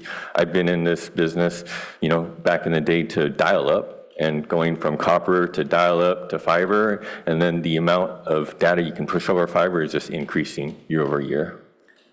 And just to make that clear, the point he's making is the fiber plant doesn't change. You can change the equipment on each end to increase the bandwidth, which is what's been happening. So the fiber plant is not going to go anywhere anytime soon for many decades. The premise, which is like the expensive last mile, may very well change. I don't think so. Yeah, I don't like. There's the actual fiber connection between the home and the backbone. That wire will last for decades. I think we're going down a rabbit hole. Yeah. To be honest, we're going down a rabbit hole. I mean, I think your point was simply you guys haven't clarified, is it really a 35-year payback? Is that our plan? Is that our optimistic scenario? I think it depends on the take rate. I think if we got 40% take rate, it's more like 15 years. Okay, so I guess I'll, Looking at take rate versus like payback. Your microphone, sorry. I think that's where we want to like see a business plan. And I understand that there's a strategic disadvantage of trying to build a business plan in public, right? Like, unfortunately, you're handicapped relative to AT&T because you have to share all this information publicly. I don't actually think we want to see that because we don't want to handicap you, right? But we do want assurance that before we go down this route, you've really adequately assessed this and can assure us that there's not a 35-year payback period for a capital investment of this scale. Just a clarifying question, just one question, very quick. Does every rate change that is going to be done need to be approved by city council? No, the way we structured our rate structure was an up-to rate, so we do have flexibility to offer promotions. I think in the rate schedule, it says up to X dollars.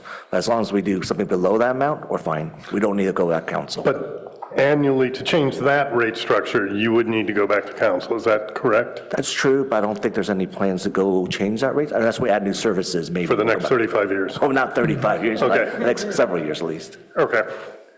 May I Thank you. please, just quick follow-ups?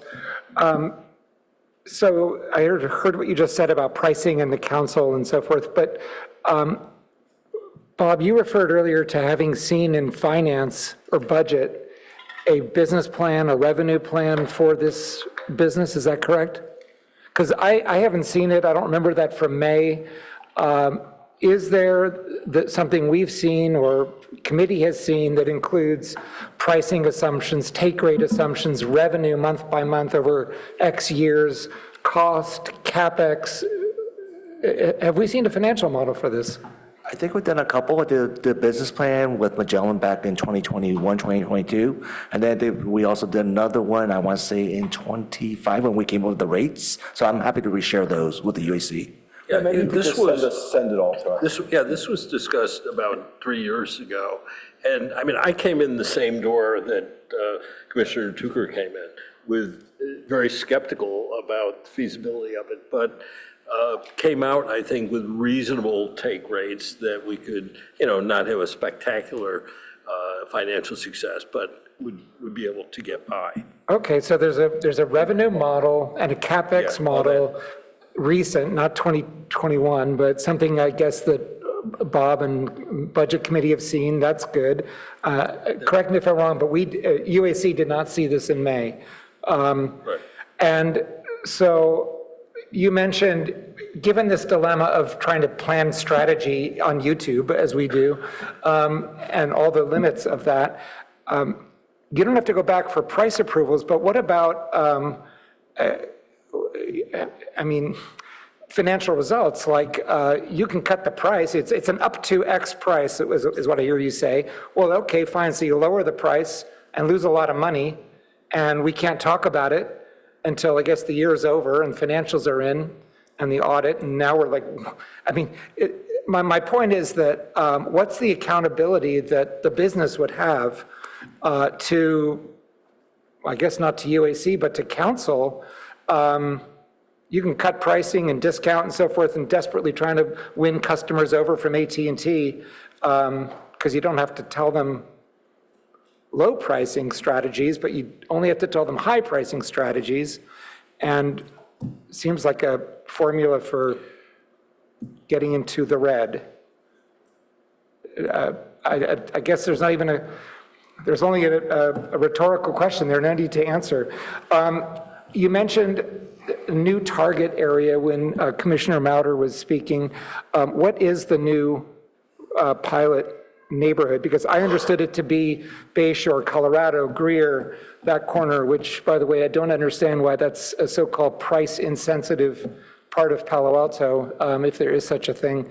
But what is the new target neighborhood if it's not that?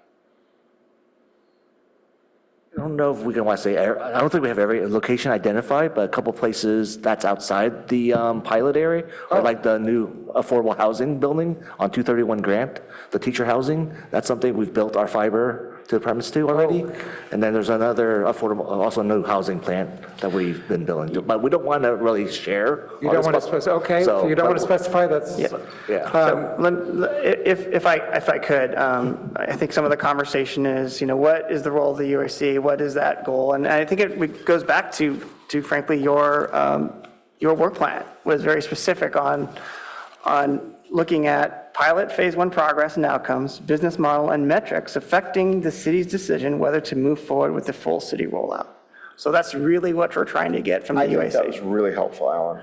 And that's, okay, go on. So, and this is, if you look at our 12-month calendar, this is one update for you. And we're going to come back with information from the outcomes from the pilot. Some of the financials, the take rates, the customer satisfaction, some of those metrics to many of the commissioners' point, and what does that look like? Where's the information that you can really dig into? We're setting the table here. There's a lot of interest, I can feel it in this room, and about having more information, and we're trying to set up that foundation.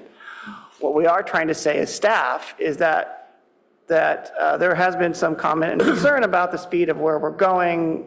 We're providing some updates on the HUT, but also as we look across the city, we're not looking at just tied to grid mod. If there are multifamily, residential growth and development, how can we be nimble, looking along our fiber background? That's what we're trying to communicate here, is that we're tracking that, we're reaching out to those customers, because that's where we're really going to get a lot of those benefits in serving those multifamily residential so those are the units. most important updates of tonight, which is a decoupling to some degree with UAC, a redefinition of your geo-targeting. It's not going to be one neighborhood. It might be a bit more dynamic, Commissioner Mauder said, so opportunistic, where you go after a particular building or house that might be scattered all over the Palo Alto map, it sounds like. Those sound like those are the only updates I've been able to take from this. My one piece of feedback, I think it just echoes what others have said. I would urge you to make a key, KPI, a success indicator for this whole project, the take rate. I can't think of anything more important than the marketing result of this rollout, because like you've heard before, we kind of presume that technically it's going to work. What I don't presume is that the marketing of this thing is going to work at all. Okay, so I think, at least from my point of view, there's a disconnect here between what I heard and what I was thinking. When we originally supported moving forward on this and doing a phased approach, I understood that we were only going to do this up until the pilot. You were going to come results on the pilot, and if the pilot's a failure, we're going to end this. At least we're going to tell City Council, our advice is to end this, as opposed to suggesting to City Council that we end this before the pilot, which was a distinct possibility from the comments I heard. So how am I going to know if we should end this after the pilot? I haven't heard that. I haven't heard it articulated like, if we don't meet this and this, we should end this. And I'm really concerned that staff is not in that mindset. And I hope they are, that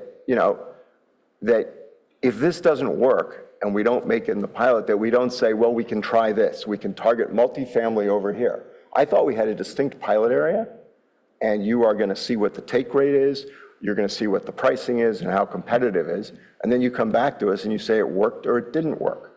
And when you said that the KPI was not the take rate, I'm thinking to myself, if it's not that, what is the pilot? Like, why don't we just cancel the whole thing now?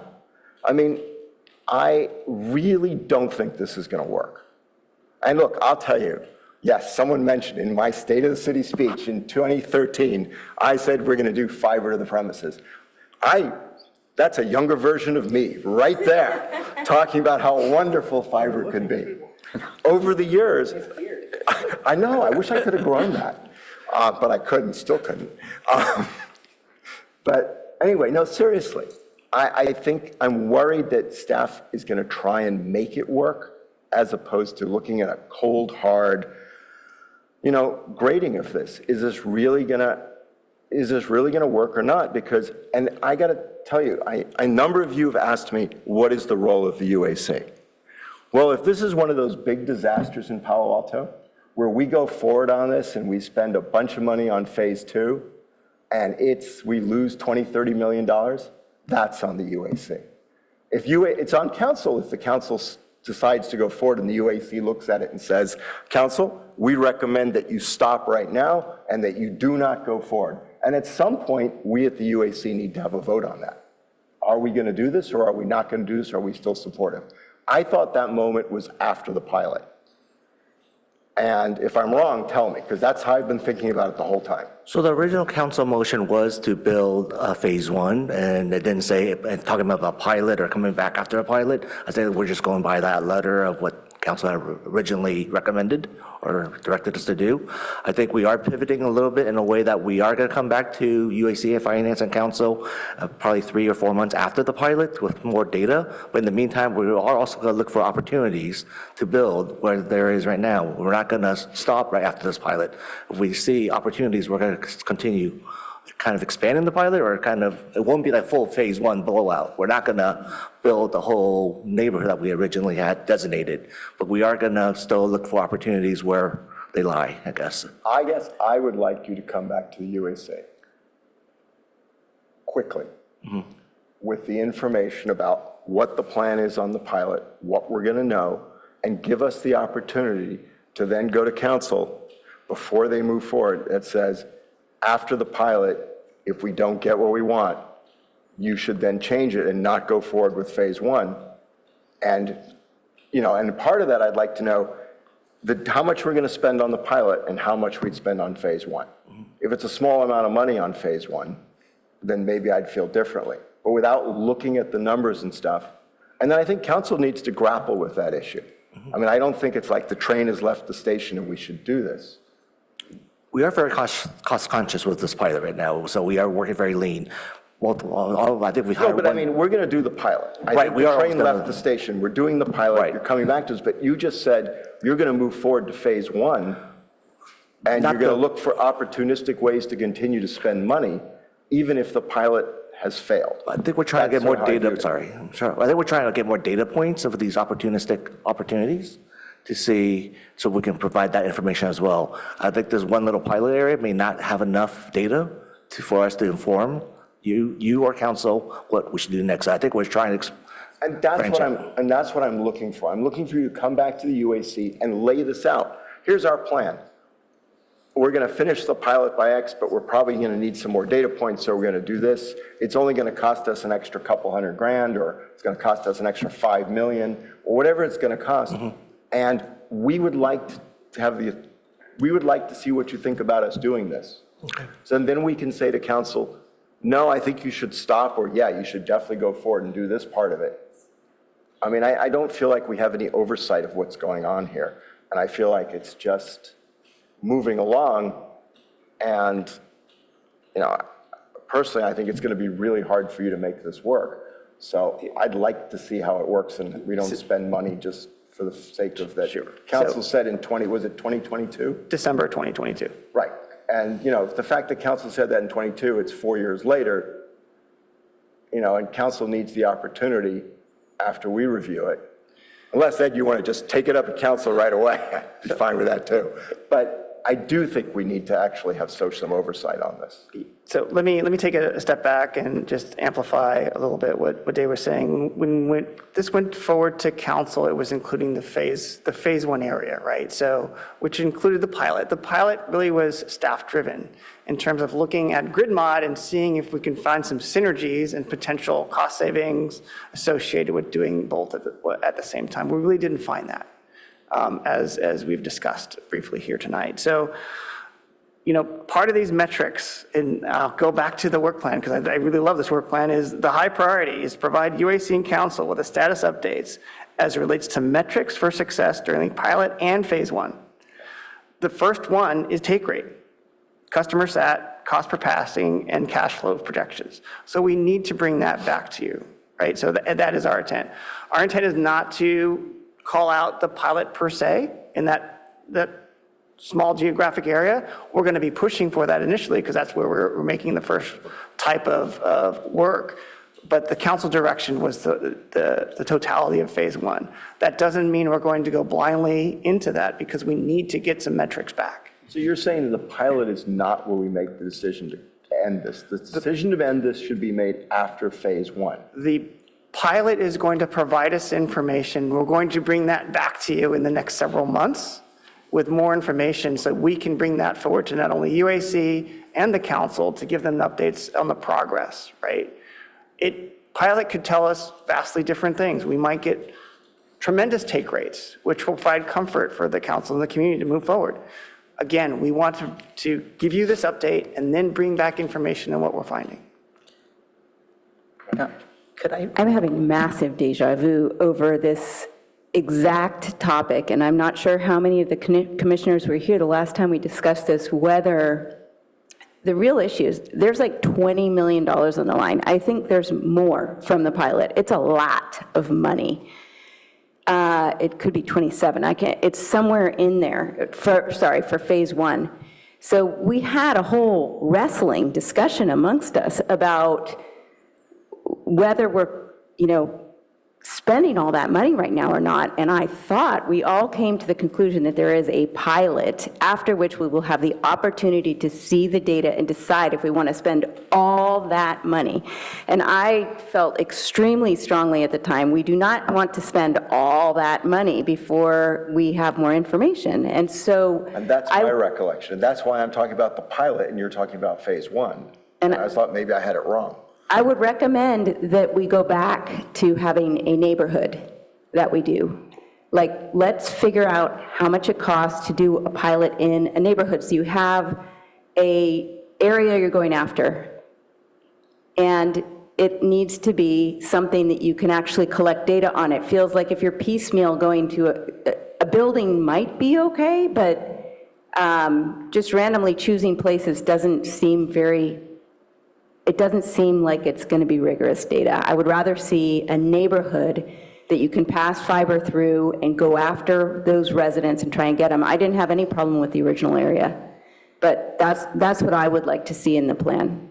And I would like to see a plan as well. And I would like to not spend all that money before we have an idea of success. If I could respond, I disagree with some of that. I think, I think staff is doing the right thing here. They're giving us updates. Council in late 2022 approved phase one over many of the same points that have been raised there's a lot of competition. This is going to be really expensive to do. This is why council approved and voted on a phased approach to doing fiber to the premises. What is phase one and pilot? What's the difference? The pilot area was a technical pilot staff created to make sure they could technically do it, and they were testing whether they could couple it with grid mod. It was never intended to be like a litmus test on whether or not we should move forward with fiber or not, right? The nice report is that was a no. Excuse the microphone, if we're going to have that discussion. Thank you. Then tonight's conclusion would seem to be no to that question. The staff will not piggyback or combo, and so we've answered no before the pilot's even begun. I'm not sure I understood what you said, but I think it's the right approach where as they do a pilot, they're going to give us data, we're going to discuss it. If there's real red flags in the data, of course we're going to discuss it, as things go. I think we're going to discuss it if there are red flags or not. We're going to discuss the data. What's concerning me is that I recall it the way Commissioner Croft recalls it. I thought at the end of the pilot we were going to come back. We weren't going to spend all the money. We were going to look at it. And maybe I got that wrong. Is the plan? How much money are you planning on spending before going back to council? So originally, I think we were authorized up to 20 million for phase one, and then there was another 26 million for the fiber backbone with some contribution from the electric fund because they have a dedicated fiber backbone. But of the 20 million so far, the pilot, I think we project about 5 million. Keep using the term pilot and phase one interchangeably. That's what's confusing to me. They're not interchangeable. So pilot is a subset of phase one, I think, because we So how much, so you basically are telling me that you were, how much do we have in the fiber fund? Currently? Yeah. 33 million. And you were authorized to spend 20 of the 33 million. Yes. And so going through phase one, correct? Yes. And so in your view, council, I'm not saying it's wrong, I'm just saying, in your understanding is that $20 million has been authorized and you're going to do it through phase one. And you're going to get some interim data in the pilot, but the pilot is not where you get the KPIs and the decision of whether or not we're going to go forward. And is there, in your mind, is there a notion that we would stop this after the pilot? Or do you feel we're going to do the entire phase one before coming back and possibly having a recommendation from the UAC, which I suppose we can make at any time to kill this? But I was waiting for hard data, and I thought we'd get it after the pilot. Because you're right, if we do this in the pilot and there's a 70% take rate, I'll be like, let's full steam ahead, this looks great, people love it, you know, that kind of stuff. But if you have a 10% take rate, I'm going to be like, this makes no sense. Let's not spend the rest of the money. But maybe I'm thinking about it wrong. So our plan wasn't to spend the full 20 million during this era time. I think was to come back with you some more data after the pilot, and then we will let you know. I think for the pilot, it's about 5 million is what we're spending so far. So that's where, so plus or minus $1 million maybe for these other opportunistic areas. I'm not sure what those numbers are. I'm just kind of.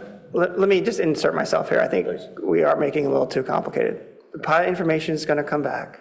We're building it right now. When is it coming back? In about 3 or 4 months. So you'll be done with the pilot in 3 or 4 We'll months? have good information on hooking up customers in 3 or 4 months. Okay. And bringing that back. Probably more 6 or 7 months, because the pilot started around March. So once the HUD is completed, thank you for that. Once the HUD is completed, we're going to take those 3 or 4 months to go out to the customers. So in totality, that is the correct amount. We have that on the schedule, on the 12-month calendar to bring that back. And you're right, you need to see that information. The pilot matters, like how the costs, the information, the take rate from the customers, the feedback that we receive, the viability longer term. That's, and what we're hearing loud and clear is you want to get that information as we work through the pilot. And we're just trying to restate, and maybe that is clouding the issue of what the council action was. But we hear you 100%. Okay, and when you bring that back to us in 9 months, I'll give you an extra month. When you bring that back to us in 9 months, I want to make sure we agendize it as what is the UAC's recommendation to council? Is it to continue? Or is it to end this? Or is it, what is our recommendation? Somewhere in that. I want us to have a vote on it. I want us to basically, make a decision of what we think we should be doing at that point. Can I interject there? I disagree with that. I think it's just setting it up for failure. You can disagree. 9 months is not enough time, and the pilot area is not meant to be a litmus test for the financial viability of fiber to the premises. It never was. You'd be stretching its purpose, and designing it that way is setting it up for failure. It's fine. You can disagree. Could I ask a question then? When would we have the information that could justify a go, no-go decision, which I guess has always been my question, which is not just some set of KPIs. I mean, I love KPIs, I love metrics, but a extrapolation of what we've learned on a reasonable basis to the rest of the city. So maybe the take rate is 35% in the pilot, but we see, okay, but AT&T is coming back stronger, and the areas we're in are either more AT&T heavy or less, but what we would think overall. When can we get a business plan based on actual data that you feel comfortable with, or we should feel comfortable with, making a recommendation to the council on go or no go? Around the same 9 months when we come back with the pilot data is what I expect. And I want to clarify, it may be not a go or no go. It may be that, as you said, it's ambiguous. Sure. It's a 30% take rate, but they come back and say, we've learned this, and we really think we could get a 45% take rate when we expand this in phase one, and therefore that's worth doing. I mean, I could totally see that. So when I say go or no go, it's really go, let's get more information before we make that decision, or not go. I totally agree. But if it's a clear, 10% take rate, I know how I would vote. Where if it's a 70% take rate, I know how I would vote. It's also, it's triage, right? I mean, we say, if it's this, we just stop. If it's here, we go. If it's here, we come back in 6 months with more information then we make the decision. I mean, I'm not prejudged this in my head. I want to see the data. I just want to make sure that we have that check-in. So we come back with the data, we'll provide the take rate and also financial projections. And a recommendation like, hey, we as staff believe in this, we think this is going to work, or we have serious concerns, or we need the following data by doing X so we could make a decision. You know? And my biggest concern actually is that this is not the monopoly that we're used to running in utilities, okay?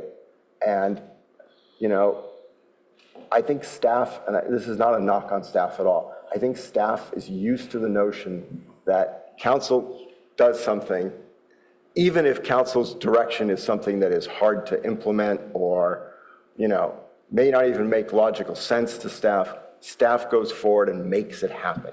And that's a great thing in most things.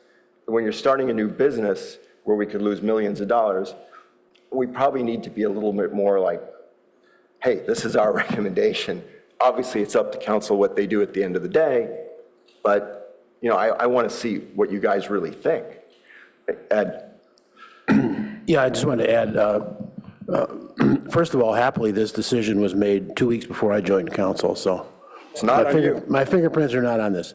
But staff is doing exactly what you just said, is executing the plan that the council put in place.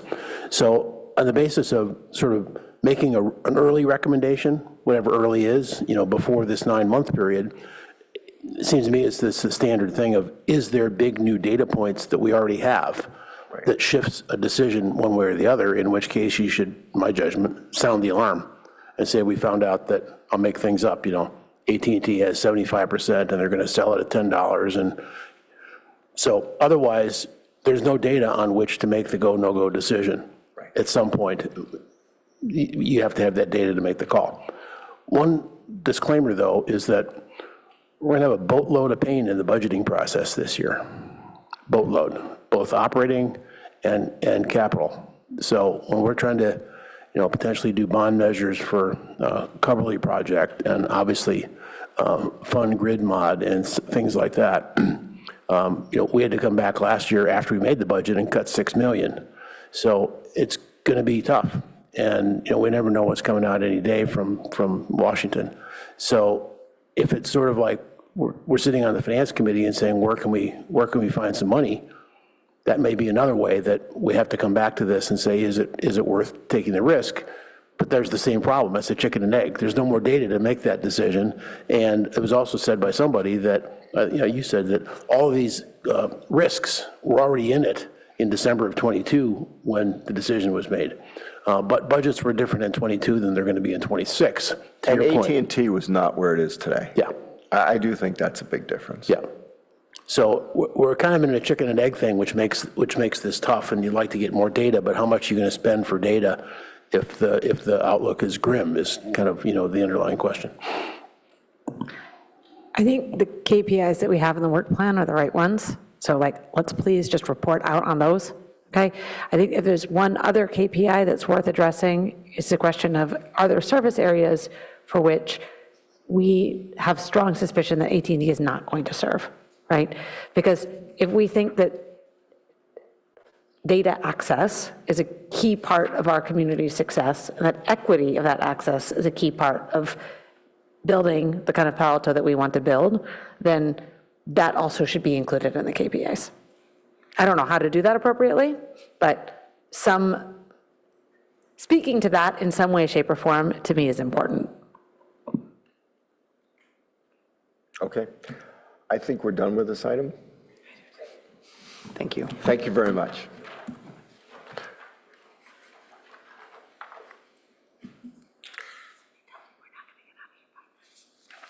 Yeah, we might. All right, moving on to item number 3, which is the 2025 mid-year electric grid modernization update. Yes, so Terry Crowley, our Chief Operating Officer, will provide the presentation. So, good evening, Chair, Vice Chair, Commissioners.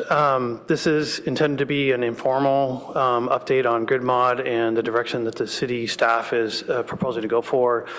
Some of this discussion will be formalized through the budgeting process that's upcoming for fiscal year 2027, but wanted to provide you kind of an early look of what staff is thinking at this point in time. Next slide, thank you. So just as background, and maybe restating some of the things that are obvious, but grid modernization is a project that replaces electric facilities to improve system reliability while preparing to meet the demands of electrification. Historically, residents in Palo Alto have demands averaging between 1 to 2 kilowatts.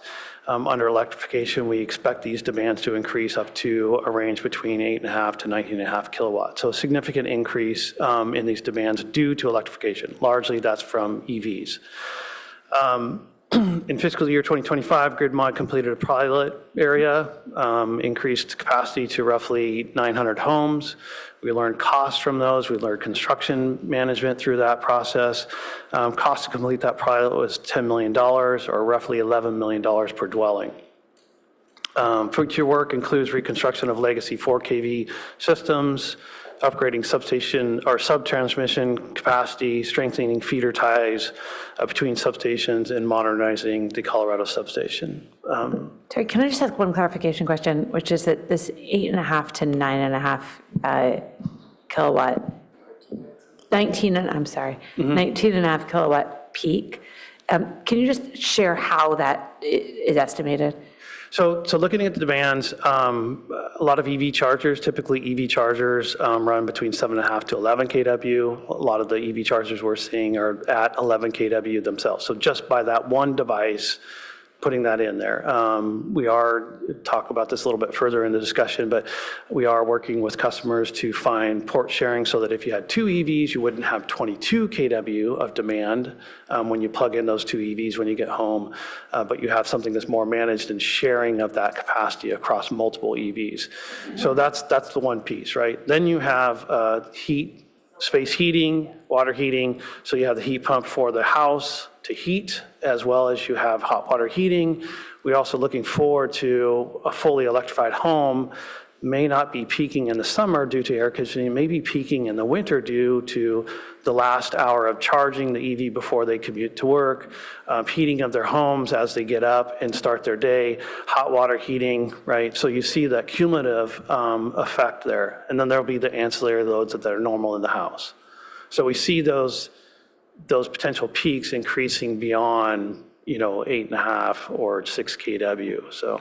Do you see it as being proportional impact on the citywide peaks, so the duck curve gets even So there will be that some. much worse? Or, of course, it's only 15% of our loads is residential, so. Yeah, there will be some impact on peak demand, right? You will see that residential peak as a group increase, and as over time, you'll see the summer peak as well as the winter peak pronounced at different times of days. But what utilities do depend upon is diversification, right? So while EVs may not have a lot of diversification from home to home, the operation of your heat pump for your hot water heating and the cycling of your heat pump for your heating of the space heating don't necessarily align with your neighbors. And so we see a lot of diversity in that, and so we look to plan on that. Utilities count on that actually when they design their capacity. So while we may see individual peaks of 19, we wouldn't expect 10 homes to all see 19 at the same time.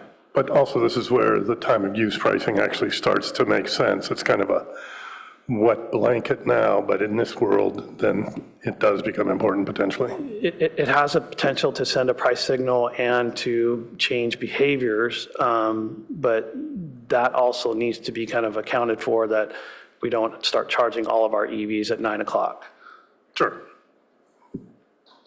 And lose that diversity. So next slide, Terry, please. I'm sorry to get ahead. I didn't have a chance to preview the deck. You mentioned the average peak load for homes, but is there any data on how that's distributed, like the highs, the lows, and also then by area? So which part of town, which substation, sub-networks have the higher and the lower? Do we get into that level of detail?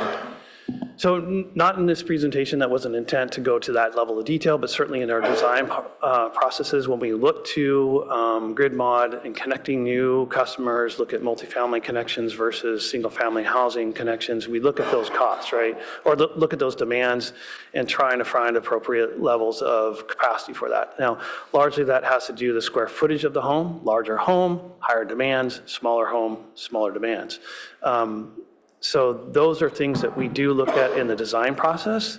Do I have exact numbers to provide to you in that relative? But it's certainly in the design process when we look to install capacity. Next slide, please. So again, as I mentioned earlier, we plan to formalize this through the budgeting process, but I wanted to talk through specific key projects within grid modernization. A lot of these projects work hand in hand to support the other project and the build out of the system and increasing the capacity. But one of these key projects is looking at the subtransmission 60 kV loop that runs through the city. We've looked at certain scenarios there, and we find that there's certain overloads that require some reconductor reconstruction of those sections. The 4 kV distribution systems, we'd like to convert those to 12 kV because those are legacy systems and largely islands within our distribution system that can't be supported by adjacent substations. Looking to reconstruct 4 substations, East Meadow, Hopkins, Adobe Creek, and Colorado. Reconstruction of 115 kV to 60 kV components within the Colorado substation or the city's receiving substation to improve reliability and capacity. Upgrading of existing 12 kV distribution system. This is largely what we look at as grid mod for distribution, looking at the transformers and secondary wire of the customers in town, upgrading that. And this is the largest component dollar-wise of the project. And then strengthening 12 kV feeder ties to improve reliability and capacity. So those feeder ties help improve reliability between substations so we can offload or transfer load from one substation to another if there's a failure or a need for maintenance. Again, these projects are subject to budgeting obligations, and we plan to roll through this in the fiscal year 2027, refine these and get that approval process through that process. What grid mod and the prices in here indicate are not ongoing work. So ongoing needs to replace poles, ongoing needs to replace deteriorating facilities that are outside of grid mod. There's an existing need for that. So that's an additional cost that isn't discussed in this presentation. Next slide, please. So how should we interpret the fact that these projects alone total up to around 420 million, and they don't include the things you mentioned, just in the context of what's the overall cost of grid mod? You might think from this that it goes way over 500. It's likely that the full construction and full electrification of the city, and preparing for that or providing that service could go over 500 million. The costs over time are substantial, right? Yeah. So that's part of this planning process and looking at these. And again, these prices are based upon high-level estimates, but based upon other utility unit costs. So the investor-owned utilities publish all their unit costs to do certain components of work.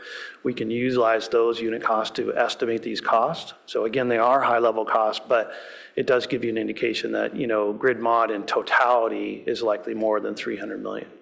We can come to this later, but I would like on this agenda item to conclude with at least a sense of how we talk about the overall cost of grid mod among ourselves, in the community, et cetera. Just tonight, we heard the number 300, or I think we heard a range 300 to 350. This has always been a bugaboo, and we've heard numbers that are almost order of magnitude off over the last couple of years. So I think it's important that we walk out of this meeting with at least a common sense of how do we talk about the cost of grid mod. Yeah, and just to reinforce what Terry has mentioned is really we're looking at more discrete costs. We're breaking up these projects and using the investor-owned utilities' actual cost for the projects for our budgets. And as we make this grid mod investment, as you may recall, some of these systems, as was mentioned, is we have to replace anyway, right? So as you noted in the report, and then we'll highlight as part of the presentation, we have aging infrastructure and systems that need to be replaced. And the importance of this presentation is really looking at our substations, our 60 kV subtransmission, and making sure we have that reliability, which is really important as we move forward with, frankly, electrifying everything, because that's going to be much more reliable and expected by the customers. So I don't want to steal Terry's thunder, but these higher level costs are important for us to daylight and then put into schedules, understand what we're seeing, and we can update those costs as we go by. This presentation will go further into the details and the schedules. I had a quick question while we're just on this slide. Yeah. Do you view these numbers as what's necessary for both maintaining our electric infrastructure plus our goals for electrification, or is this just maintaining the infrastructure? No, this would replace the aging equipment as well as increase capacity at the time. And that's really one of the goals here, is that as we touch equipment and facilities through our system, we really want to look at that and say, what do we need for that future capacity that would account for electrification, right? That would fill that. So we don't necessarily have to go back in 10 years and upgrade that same thing that we just rebuilt, right? So we want to look at these things and say okay, where's our priorities for starting to pick off some of the aging equipment, where's the biggest bang for the buck, but then also look at that replacement and as an opportunity to increase capacity, increase reliability. And just to follow on just from the last two slides, for what we're seeing as the load from EVs, is that presuming 60 amps per EV? Or is that, what are the assumptions that go into that? So what we're seeing is customers prefer to have the 60 amp charger for their EVs. And what we're asking the customers to do is share that 60 amp plug capacity across multiple vehicles, right? So using plug share technology, whatever that may be, whatever that vendor is, to find a way to share. Because the reality is at home, charging having the ability to charge over an 8-hour period, you're very likely to get all of your driving needs within that 8-hour period. You don't necessarily need to charge up within 4 hours when you come home. And so plug sharing should work, and it should help to lower that peak demand, and therefore lower the city's obligations and cost to build out capacity for that demand. Oh, thank you. Can I ask one quick question on that front? Sure. There's a lot of innovation in smart meters and smart panels, smart panels. Is there these costs don't do anything in terms of premise scale costs for customers, but are there investments that we should be incentivizing at the customer level, or other incentives by accelerating connection or accelerating quality of service or something, so that people are installing smart panels that would do that load sharing or other things to schedule load when it is least detrimental to the stability of your network? Yes. Is a short answer to that. I think that the more challenging thing is that EVs, the plug sharing EVs is widely developed. There's lots of vendors that provide that. I think the load sharing between different devices, so if you want to do load sharing between your EV and your heat pump for your space heating, that technology may not be there, but it would be very helpful, right? And that's one of the things that could help in what staff is proposing as we get further into the presentation, is that if we go a little bit slower at the beginning of this process, we can develop those technologies or allow those technologies to develop, and then we can implement different strategies in the grid mod distribution upgrades. So that this larger portion, this $250 million to upgrade our systems, if we slow down on that process, some of these technologies can come to fruition and actually help us manage the total bulk design of the system. Yeah, I think we should just be, maybe one of the things that you could ask, maybe I'm going down a rabbit hole here, but I do wonder whether we should be incentivizing in some way the adoption of those technologies, and whether it's worth, sure, it's great to incentivize heat pump water heaters from a carbon benefit perspective, but frankly, there are real financial reasons to incentivize like smart panels and technologies in that realm. So we might think about, anyway, some of our incentives. Noted. Next slide, please. So of the projects I just mentioned, I wanted to go into a little deeper dive, explain a little bit more. And so I'll walk through each of those projects that I mentioned quickly, and then move into more of a timeline and spending that's proposed. Again, the timeline and spending would be subject to council's approval of the CIP budget. So, so the 60 kV system, the planning to reconduct roughly 3 miles of overhead 60 kV. We worked with a consultant to identify certain scenarios where certain portions of that subtransmission were taken out of service. We found through that study that when we take those portions of transmission out of service, that there's certain overloads that appear on the transmission system. So from a reliability perspective, we want the ability to have those segments to come out of service either for planned or unplanned situations, but not affect customers. If we have overloads in the system, then we have to start to either curtail or start to switch around those customers, and that's not ideal. So we want to improve that reliability, and that impacts all the customers in the city. So we see that as a priority.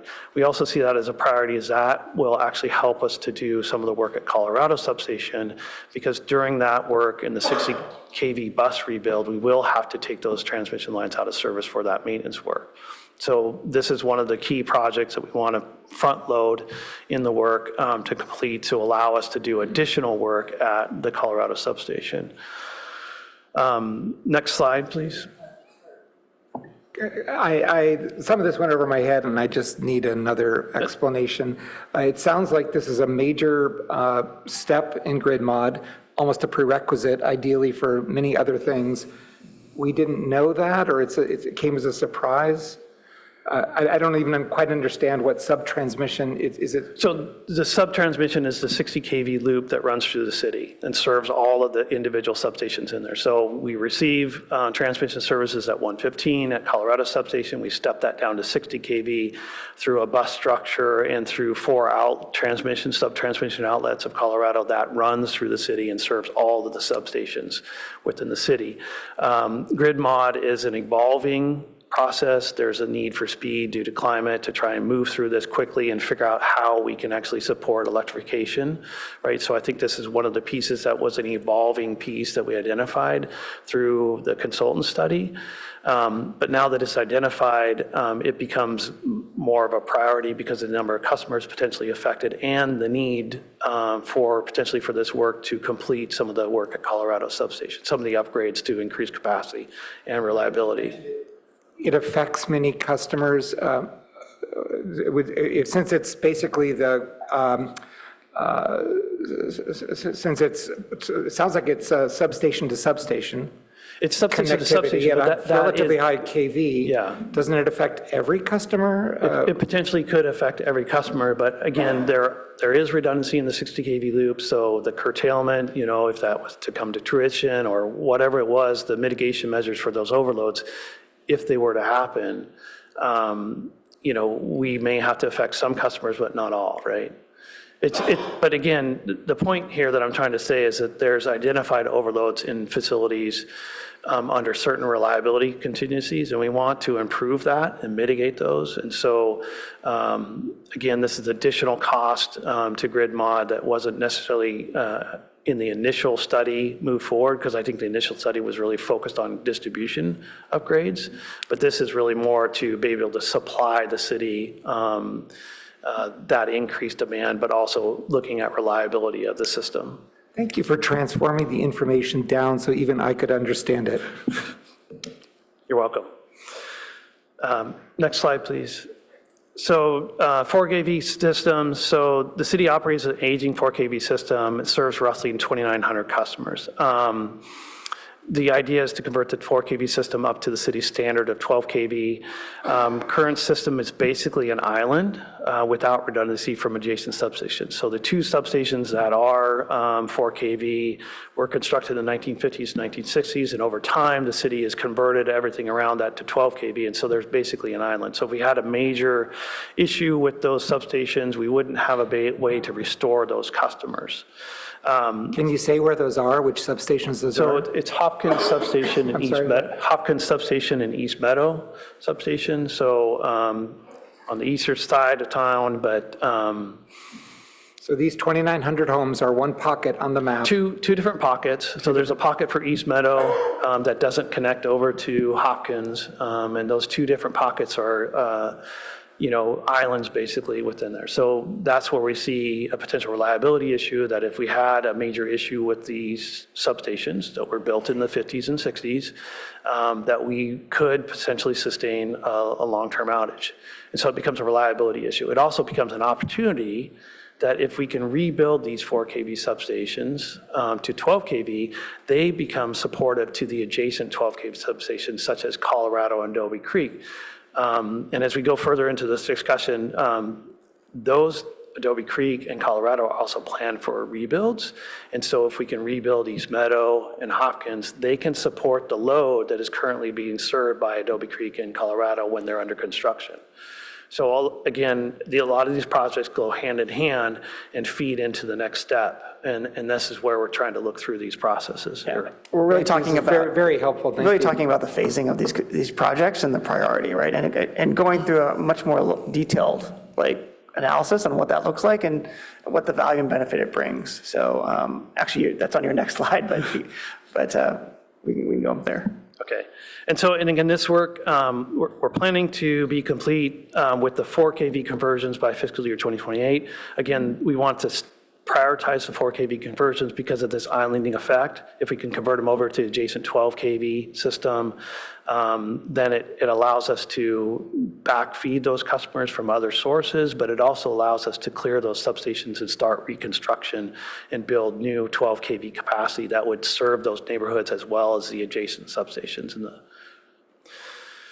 And that substation work, due to limitations on delivery times, they may not be finished until fiscal year 2034.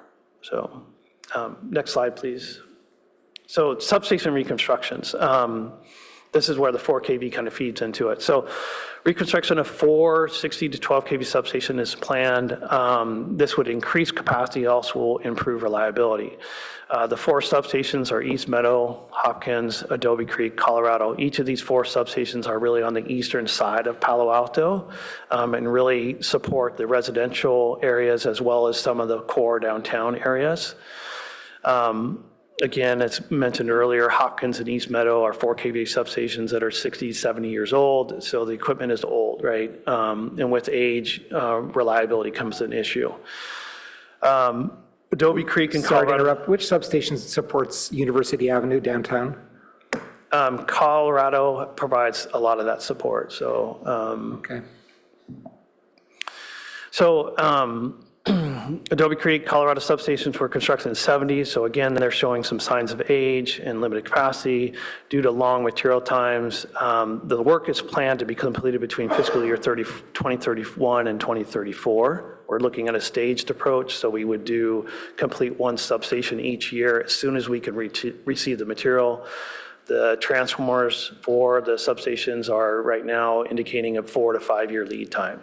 So we would work on design this year. We work on making procurements for those transformers this year, subject to funding approval, right?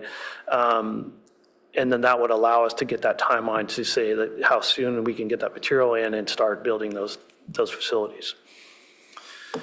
Next slide, please. So Colorado 115 to 60 kV, again, this is like the city's receiving station. So this is the one point of connection with the grid. It becomes critical for that reason. Looking to reconstruct components of that substation to improve reliability as well as capacity. It would replace one of the main banks that transforms the 115 kV service from PGD to 60 kV so we can distribute it throughout the city. It also reconstructs the 60 kV bus, which was again constructed in the 70s and has aging equipment. Equipment is targeted for replacement was originally, again, in the 70s. Implementing of current utility design is expected to improve reliability by twofold. So while there was a good design built in the 70s, utility practice have evolved. And so what we would like to do is take the opportunity at this time to implement current utility practices for reliability. And we would actually improve our ability for reliability for unplanned as well as planned outages. But again, due to long delivery times, this work probably won't be completed until fiscal year 2028 and fiscal year 2031. Next slide, please. So again, the largest expenditure of this is the distribution upgrades of grid mod, roughly $240, $250 million, high level estimate. And then again, strengthening of 12 kV feeder ties. So just focusing on for a moment the 12 kV feeder ties. So between each of the substations, there are 12 kV ties. Those have served the city well, but they were installed years and years ago. The ties are weak compared to what the needs might be for electrification. We want to move forward and increase the strength of those ties, and some of that will help to manage construction and reconstruction of Adobe Creek, as well as Colorado substations. So that would become work that we would move forward into the schedule as we move forward with the CIP planning. And it also allows for, improved reliability during unplanned outages. Could you please describe the feeder tie like you have with some of the other So a feeder components? tie, so say if you have a circuit that feeds out of Colorado substation, at some point it reaches an open switch with an adjacent substation, say Adobe Creek or Quarry Road. The feeder ties are those lines, those wires and conductors between the two substations. And so if we can increase the capacity of those, then those substations have the ability to reach further and serve more load, and would help with reliability in their unplanned outages as well as maintenance. So when we take Colorado substation down, we have to be able to transfer that load to the adjacent substation. And it may be that we have to transfer that load to multiple substations. So we may have to go to Quarry Road, we may have to go to Maybell. If we have East Meadow built at that time, we can use East Meadow to help offload it. But we have to have those physical connections, those wires between the substations of sufficient capacity to serve them.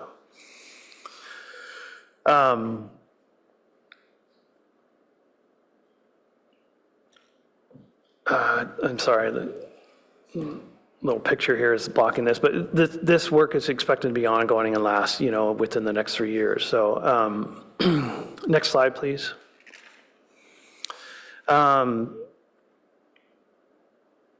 So talking a little bit more about the distribution work, and the intent to meet electrification demands, there's the initial plan for grid mod is to roll out in a very sequenced segment pattern across the city, right? And what we found in that practice is that we have customers that want to electrify outside of that pattern. And the city's traditional rules were, well, if you want to upgrade, you pay for all those upgrades. Whereas somebody that was aligned with the pattern and rollout of grid mod would not have to incur those costs. There's a fairness issue there, obviously. And so we're looking at new approach that would look at really upgrading those facilities when and where they are occurring. This does require the city to be much more flexible and responsive. So engineering has to be able to quickly create those designs such that operations can build them. So there's a process there that we have to build, but we've been able to kind of identify what those looks like and how we can make that happen. So that helps us identify work that's happening through the permit process going forward. Looking backwards, there's a lot of EVs existing, there's some electrification that's existing, and so through the smart meters and AMI data, we have the ability to look at overloaded transformers or pockets of higher loaded areas and focus in on those and look at updating those with grid mod. And the benefit of that is that it prepares those neighborhoods for the full electrification. While there may be a couple homes that are electrified, it would prepare them for the full electrification of all homes, but it also mitigates the overloaded transformer situation, which is a reliability issue. So it becomes more of a strategic or surgical approach to grid modernization, but it does jump across the town where those issues are. Again, we talked about this earlier, but looking to reduce residential EV charging demands through plug sharing devices, again, trying to find ways to minimize that peak demand so that the city doesn't have to build as much capacity so we can lower these costs, which is ultimately going to affect rates in a positive way, right? The more effective we can do this, the better it's going to be for customers' rates long term. And then again, we're looking at customers' energy demands that are larger than the expected system average. So when we look at these expected demands between 8 to 19 kW, there are some homes that have demands that are beyond that. There are homes that want to have multiple chargers, and we would be seeking them to fund those upgrades beyond what the city is prepared to do for grid mod. So this is kind of a different policy discussion, but again, it's looking at, what's the sense of fairness? Should all the customers pay for larger homes and larger demands, or should there be some limit there where the city is willing to contribute to the electrification, but beyond that, the homeowner or the property owner needs to contribute to those costs? Next slide, please. Slide. Yes. If it's okay, thank you for taking questions along the way. How would plug sharing actually work? How does the utility know that those two homes on that cul-de-sac are good targets? How do you approach the homeowners? How does it work? So through the permitting process, we can identify homes that are preparing or planning to install multiple chargers, right? It'll show through their designs, and we can look at it. And at that point, we start to have the conversation with the homeowner about using plug sharing technology or limiting their EV charging to a 60 amp breaker. And one of the assurances that we have that they will limit to 60 amp is we require them to install a 60 amp breaker, and then all their plug sharing is behind that, right? So all their plugs fit within that. So if they exceeded it, it would potentially blow.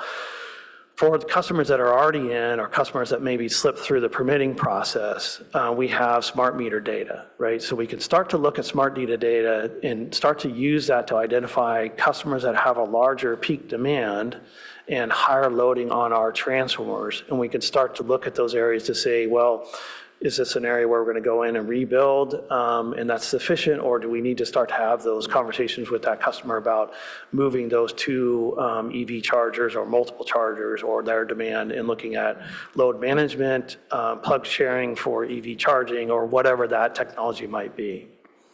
It sounds like what you're saying is that this project includes identifying customers using EV charging that we might not currently know through the permitting process have a level 2 EV charger? So utilities doesn't review a single EV charger. So if there's a permit for a single EV charger, level 2, that doesn't necessarily run through the engineering staff. So, but the city knows through planning. The city would know through planning, right? So we can go through after the fact, but that permit gets approved without utility conversation. And the intent there is to speed up the permitting process, right? We don't necessarily want to hold up processes that, a single EV charger is not a problem for our system. We're trying to build a system that manages that, right? But if you did an EV charger in year 1 and then 3 years later you got the second EV and you added another EV charger, would that permit fall through the cracks where utility staff would not review it? Potentially. But again, the backstop is that we have this smart meter data, and we have the ability to look at our loading on a transformer through the smart meter data and identify those areas where we're seeing larger peaks, right? Again, the utility's perspective, our job is to serve the load, right? But we want to do it in a cost-effective way. And so that's why we like to have those conversations about the plug sharing. But if it gets to being a point where the standard is people need 2 EV chargers to make their commute work, we need to find a way to support that. But again, there's technology that we have. There's policies that we can develop, guidelines, engineering guidelines that can help us identify these issues and work through these problems, right? Please let me know if this is too much in the weeds, but It's so interesting. So you mentioned 60 amp breaker as a requirement for doing an EV charger. I didn't quite follow that, but it sounds almost like you might say to a customer, no, or if you don't install this breaker, no, and yet the utility is not planning, so I don't quite know how that works. A related question is, could one not do these things through pricing as well as through simply permitted? In other words, pricing incentives, which then gets us into things like, if you want to do this, you got to get onto the TOU program. Yeah, so being customer focused, right? This is publicly owned utility, this is community owned utility. We don't like to say no, right? Sometimes we have to say no, but we like to provide options, right? So if you want to do this, right, this is going to cost an additional cost. So if you want 2 EV chargers, we're not saying necessarily no, we're saying that grid mod's not going to fund that. And so the customer would need to fund those transformer upgrades and that increased service wire, right? So we're looking at those things to say, how does this work? And again, this is one of the policy decisions that I'd like to get more feedback from the UAC as a group on as we move forward with this. But again, we're trying to find ways to reasonably provide a load for electrification. And what we see as reasonable is that there's ability to share that 60 amp breaker across multiple cars. The driving needs and the time that you have at home to charge generally doesn't warrant the need for 2 or multiple full level 2 chargers. Well, wait, so when you talk about using one charger, when you sharing plug, you mean you'd switch your cars out, right? So no, that would be one way, and that's probably how I would do it because it's super cheap. But you can actually have multiple Tesla chargers and they communicate across each other and they will share that 60 amp plug, that 60 amp capacity. You have 2 chargers, you just have one plug. So you can come home and plug in 2 cars and not have that annoyance of, oh, it's 2 a.m., I got to go plug in 1 car, and right, that's inconvenience, right? That's all I want to know. But the technology allows you to plug in multiple cars at the same time, but they share the capacity of that 60 amp breaker.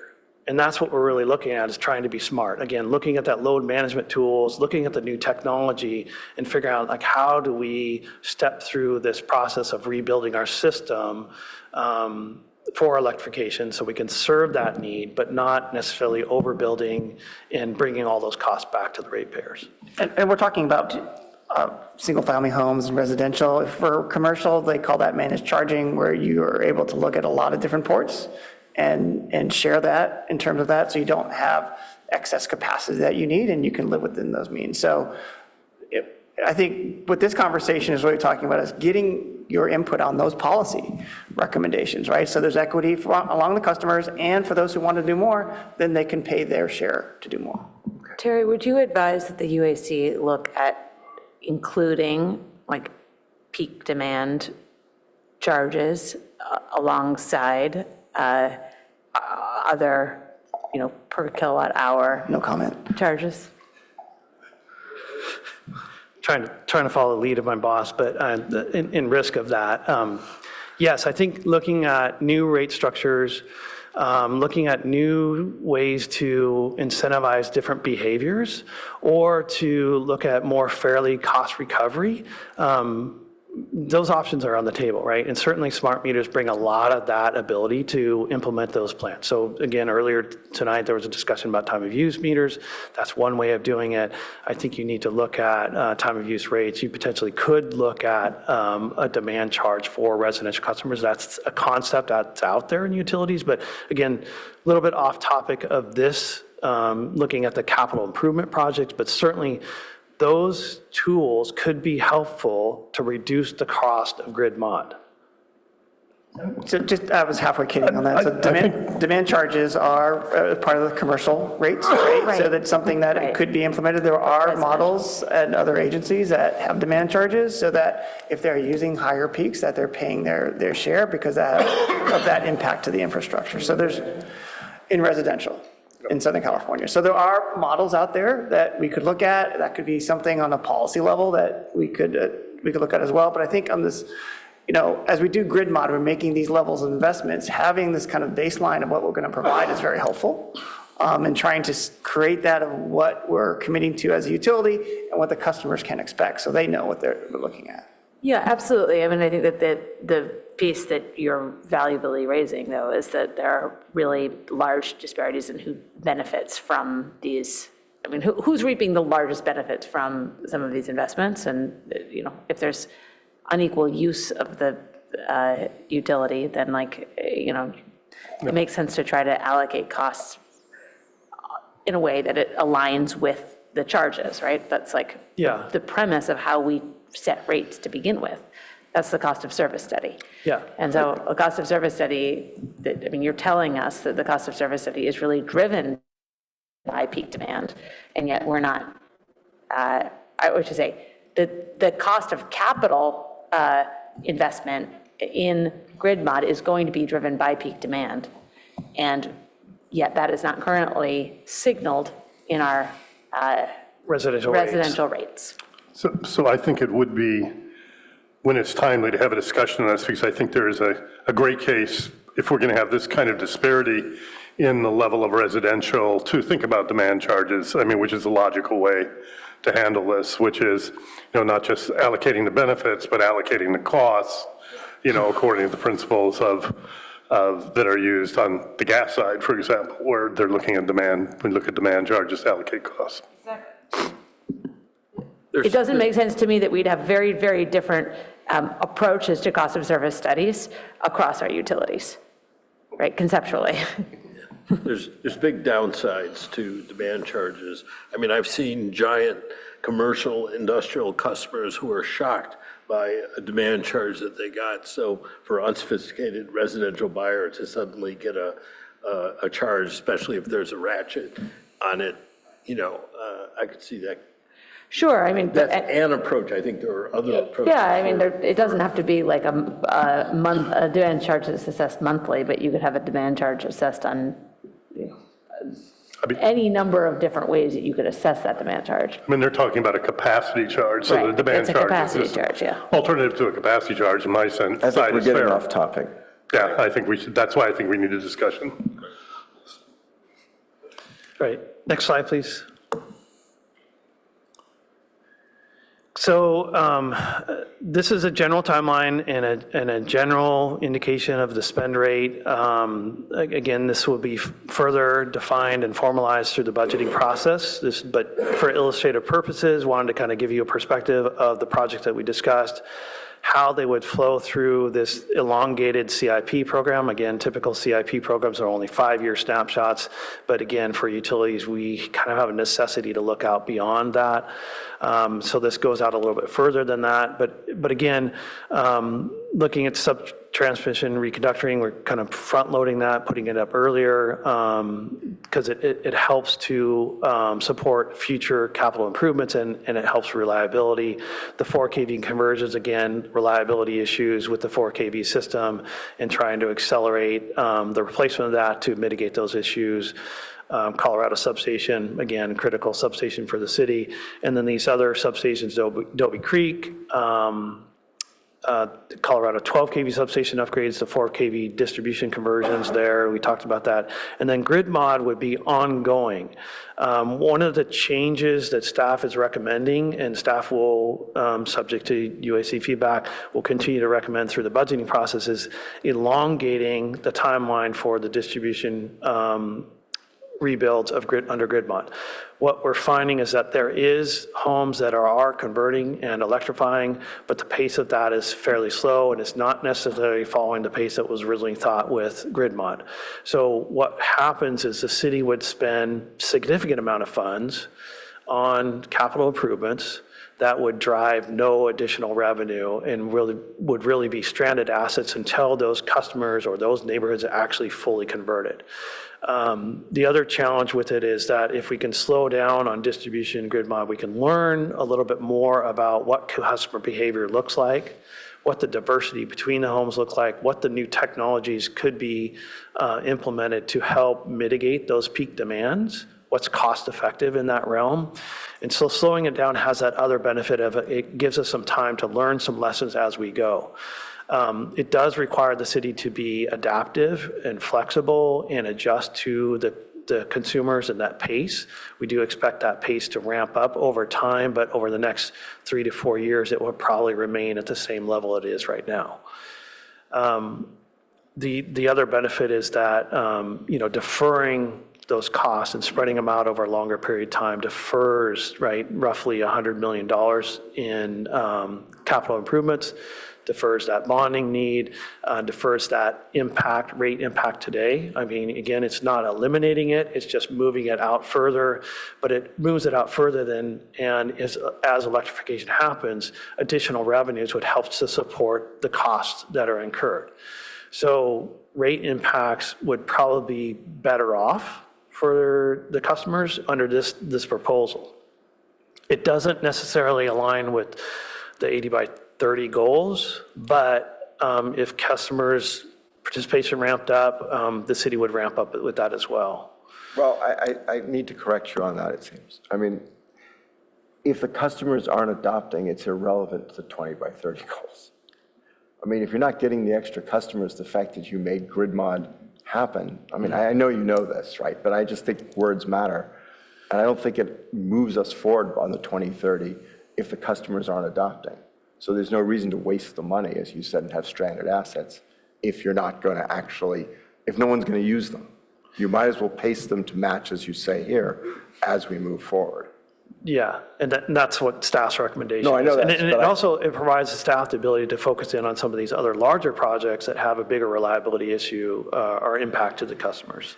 Can you define customer adoption? I mean, this is infrastructure. You don't really have a choice to adopt it or not. So customer adoption is more at the individual property. So as an individual property electrifies or they buy an EV and they install that level 2 EV charger, we need to go into those neighborhoods and upgrade their service and the transformer serving them. And so that's really what we're talking about what I'm speaking to. It's measuring upgrades. basically EV adoption by neighborhood or transformer zone. Exactly. And electrification and heat pumps and. Okay. Yeah, and so we'd see that indication that, this home in this cul-de-sac is upgrading for electrification. We would go into that cul-de-sac and upgrade the system to serve all those homes, right? And so we would touch that system as it's occurring. How does the commercial base, which is much larger, I mean, do their decisions affect any of this, or when you say adoption, that's a whole different kind of adoption? So the focus on grid mod right now is really looking at the residential sector and electrifying the residential sector. Commercial sector is separate and apart. So as commercial sector electrifies, they basically pay for those upgrades as they come. And yet they use the same substations and the same tie-ins and so forth? Well, a lot of the substations that we're talking about in this are serving predominantly residential neighborhoods. Really?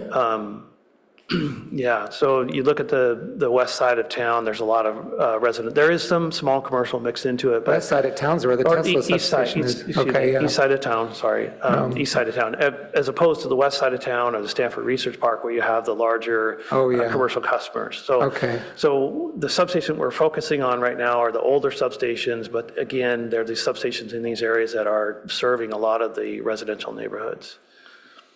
Can I ask one other, actually, I'll let you finish, it's okay. She's going. Finish, I'll bring it up later. Okay, so so again, this is intended to be informal, right, but informative. Again, this process as we go through budgeting, we'll refine this, define it further, and go through there. But again, it's an early look for the UAC to provide some feedback on it. Next slide, please. Just to clarify, this already includes the amount that's deferred, that's in the timeline here? These numbers here is staff's recommendation, which would include this deferred amount, and generally the spending rates over these years, right? Thank you. I just had a question about the SCAP process. Yes. Because I think, if council decides it still wants to maintain the 80 by 30 goal, I mean, I think we should try to follow that. Will this be presented at the meeting on Friday to SCAP? This is not intended for this Friday, but in February, yes. Yeah, In so February, the okay. intent is actually bring it to the UAC first, and then it will go to SCAP following your feedback. Yeah, I mean, I think there should be more alignment on this question because, SCAP is going to be approving potentially their work plan. And what is the staff recommendation of that work plan that's coming up on Friday, right? I imagine it's still maintaining the 80 by 30 goal. So those reports, I don't want to cross-pollinate, but those Yeah. reports are separate, right? So they look at different phasings of kind of the low, medium, high adoption scenarios. Again, what we're seeing here is kind of the recommendation of increasing the infrastructure from, frankly, our Colorado receiving station, right, down to the customer. And we could ramp these distribution improvements and upgrades based on the customer uptake as they move forward with SCAP. So we would not unalign ourselves with 80 by 30 necessarily. We might be planning for this longer extended period of time, but you're saying we could accelerate it back to plan if So needed. just as we receive, customer requests for increases, we'll see that. We can track that. We'll know what that information is going at. So SCAP is, when we talk about SCAP and the synergy between the two groups, we're actually the same department and a lot of the folks working on it. So there is really no disconnect in that regard, and we have meetings, frankly, on a weekly basis on those coordination points. Sure. But you see my point of, I want to make sure we're not recommending, not following what council views as what they want their climate goal to be. Yeah, we will still have that flexibility. Okay. And we can do that ramping, right? So we can make adjustments on it. Again, if you look at this schedule, and we're always very mindful of the schedules and trying to keep it as tight as possible, because the transformers take 4 to 5 years, you see this increases. So we're doing these in multiple phases, but we don't want to break it up so much it's difficult to read, honestly. So having this and this ramp rate and what we're doing really drives the priorities, but we need to have those substation upgrades and have that reliability, which is the expectation for SCAP as well. Absolutely. Thank you. And then just one quick question. Are you going to get to rate impacts in a further slide? That wasn't necessarily the intent of the discussion. The discussion is more to discuss about what the CIP plan is, or what staff's proposing for the CIP plan as it would move forward through the budgeting process and subject to those additional feedback and approvals from those agencies, different bodies. But the rate impacts would come in later as that plan for the CIP becomes more formalized. But obviously, what you would see is that lower spending, lower impact to rates, right? So just kind of not necessarily one-to-one, but certainly a correlation there. Would you say even with this extended forecast, is this all in addition? This is beyond the forecast we received in November for electric rates? Or was that baked in already? So the forecast in November did not account for this lower spending rate. Oh, okay, so it might be a better picture potentially. And just to be clear, so a lot of these capital projects were being bonded as well. So we were spreading that over a longer period of time. So take that into account. So these increases in capital costs weren't going to be spikes per se. They were going to be financing over a long period of time. Now, if we don't have to finance as much, then that is a benefit to the customer base. Again, if the customers and the community electrifies faster, we'll have revenues to cover those costs. Awesome. Thank you. Terry, maybe I will actually interject with this question of I think the idea of being nimble and responding to load is great. Are you guys doing any work to forecast more insight or forecasting is also going to help you succeed at that? Are you building any models to estimate where you think load growth is going to happen next based on age of, the housing infrastructure, medium income, I don't know, whatever other So not forecasting, independent looking variables? at physically where that Yeah. would appear, because it doesn't matter if it's in the north side of town, south side of town, the Yeah. crew's going to drive there, right? Yeah, Right, absolutely. to install that. But what I do is watch closely some of the studies that come out of SCAP in that Yeah. process and looking at those ramp rates for appliance replacements. Yeah. So as you see some of the mandates come into place where you can no longer replace your gas hot water heater, with gas, seeing what that ramp rate is forecasted to be and how those adoption rates look at. So a lot of that looks like right now that it would be a natural cycle. So as your hot water heater fails, you would replace it with a heat pump water heater. You wouldn't necessarily do an early replacement. And so that trend of not doing the early replacements tends to broaden this timeline out further. Now, there could be, again, to this notion of being flexible, there could be customer programs that the city drives that could be wildly popular. And we have to be mindful that we have to have that ability to ramp up and meet that need. And that's one of the challenges with, or balance points with this approach, is that we have to maintain that flexibility to ramp up the rate of construction. And that would, require having, contracted services in place that we could call upon and scale up, but also having those teams of engineering that know how to process this stuff quickly. Yeah. Well, and hiring the all linemen in the positions that we can't fill. It would be great to have a full staff alignment, yes. Yeah. Next. And one more point, just to amplify that a little bit, is if we look at the EV projections in terms of actually purchasing of EVs, right? So there was a projection when the state was potentially going to have the Clean Cars 2, where by a certain period of time, you can only purchase EVs or something similar to that. And we've seen some modifications and reductions of that. So we are tracking that. We provide information. We get information from our peers. We look at what the CEC is providing. So we do those forecasts and projections, and we integrate that not only in our long-term plans, but also in our budgets. Is the adoption of EVs flat right now, or is it increasing in Palo Alto, or where is it? EVs in Palo Alto is increasing. Palo Alto in this area has the highest penetration of EV But it had changes. the highest penetration years ago. That's why I'm wondering. And continues. So- That said, as we look forward to future years, we're going to see a softening of those projections because there's going to be other options, given the current climate. And I'm not talking not physical climate, political climate in terms of our abilities and the state's abilities to enact switching to EVs at a more accelerated pace. Terry, you said that the location doesn't matter because the crew's just going to drive out, but doesn't the concentration of EV adoption or the concentration of heat pump for whole home, heating and cooling, electrification, doesn't that matter at a infrastructure level? If everyone on the cul-de-sac does it, then you have to, then the replacement's urgent. If only one or two people do it, it doesn't matter. That's correct. If you have one or two people on a cul-de-sac doing it, Who cares? we don't have the urgency to get out there right away and do it. We maybe have a little bit of a lag time that we could take advantage of. But what we're trying to do is if we could track the permitting process, Yeah. right? I think it would be. And that's where you use the permits. And that's where we could start to track that permitting process. We can also track the smart meter data to see where we have heavily loaded transformers or overloaded transformers and really focus in on those areas. But it requires us to be really engaged and proactive.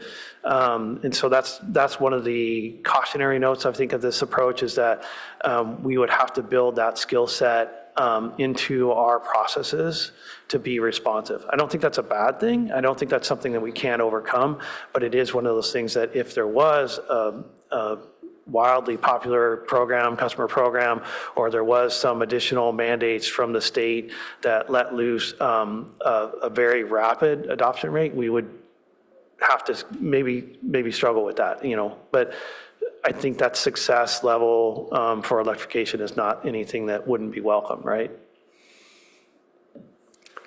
Yeah, I have a question about kind of going where the need is currently, and sorry for my lack of knowledge about this, but there has been conversation over the years about trying to standardize on sizes of transformers, and that was going to be one of my questions to you, is can we standardize and pre-order just to kind of try and beat this long order lead time? But that's one of my questions, but my real question comes back to confusion about how the transformers serve the home. So I think new information today is how high the demand can be at some of these homes. I don't think we've ever heard those numbers quite so high, and it's causing me some confusion in my mind about wow, do we really need to, everyone's talking about pricing, time of use, it kind of makes you think those things when you might have like super users.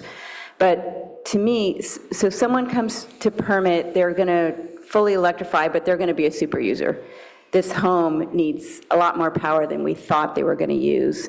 And if we're standardizing on transformer sizes, and I think in the past we talked about, a transformer can serve 6 houses or something like that. So say you get this request and you're like, okay, I have a big project going on. I need to upgrade this, this segment of I don't know how many houses at a time. And so you decide to put a transformer in there. Is this massive load? I mean, before we were thinking, okay, we're going across the city. We're going to standardize certain things in certain zones. It feels to me like going piecemeal could introduce risk where you upgrade a transformer, or I don't know if you upgrade a whole street. Like, it'd be helpful to understand how you're going to do like areas.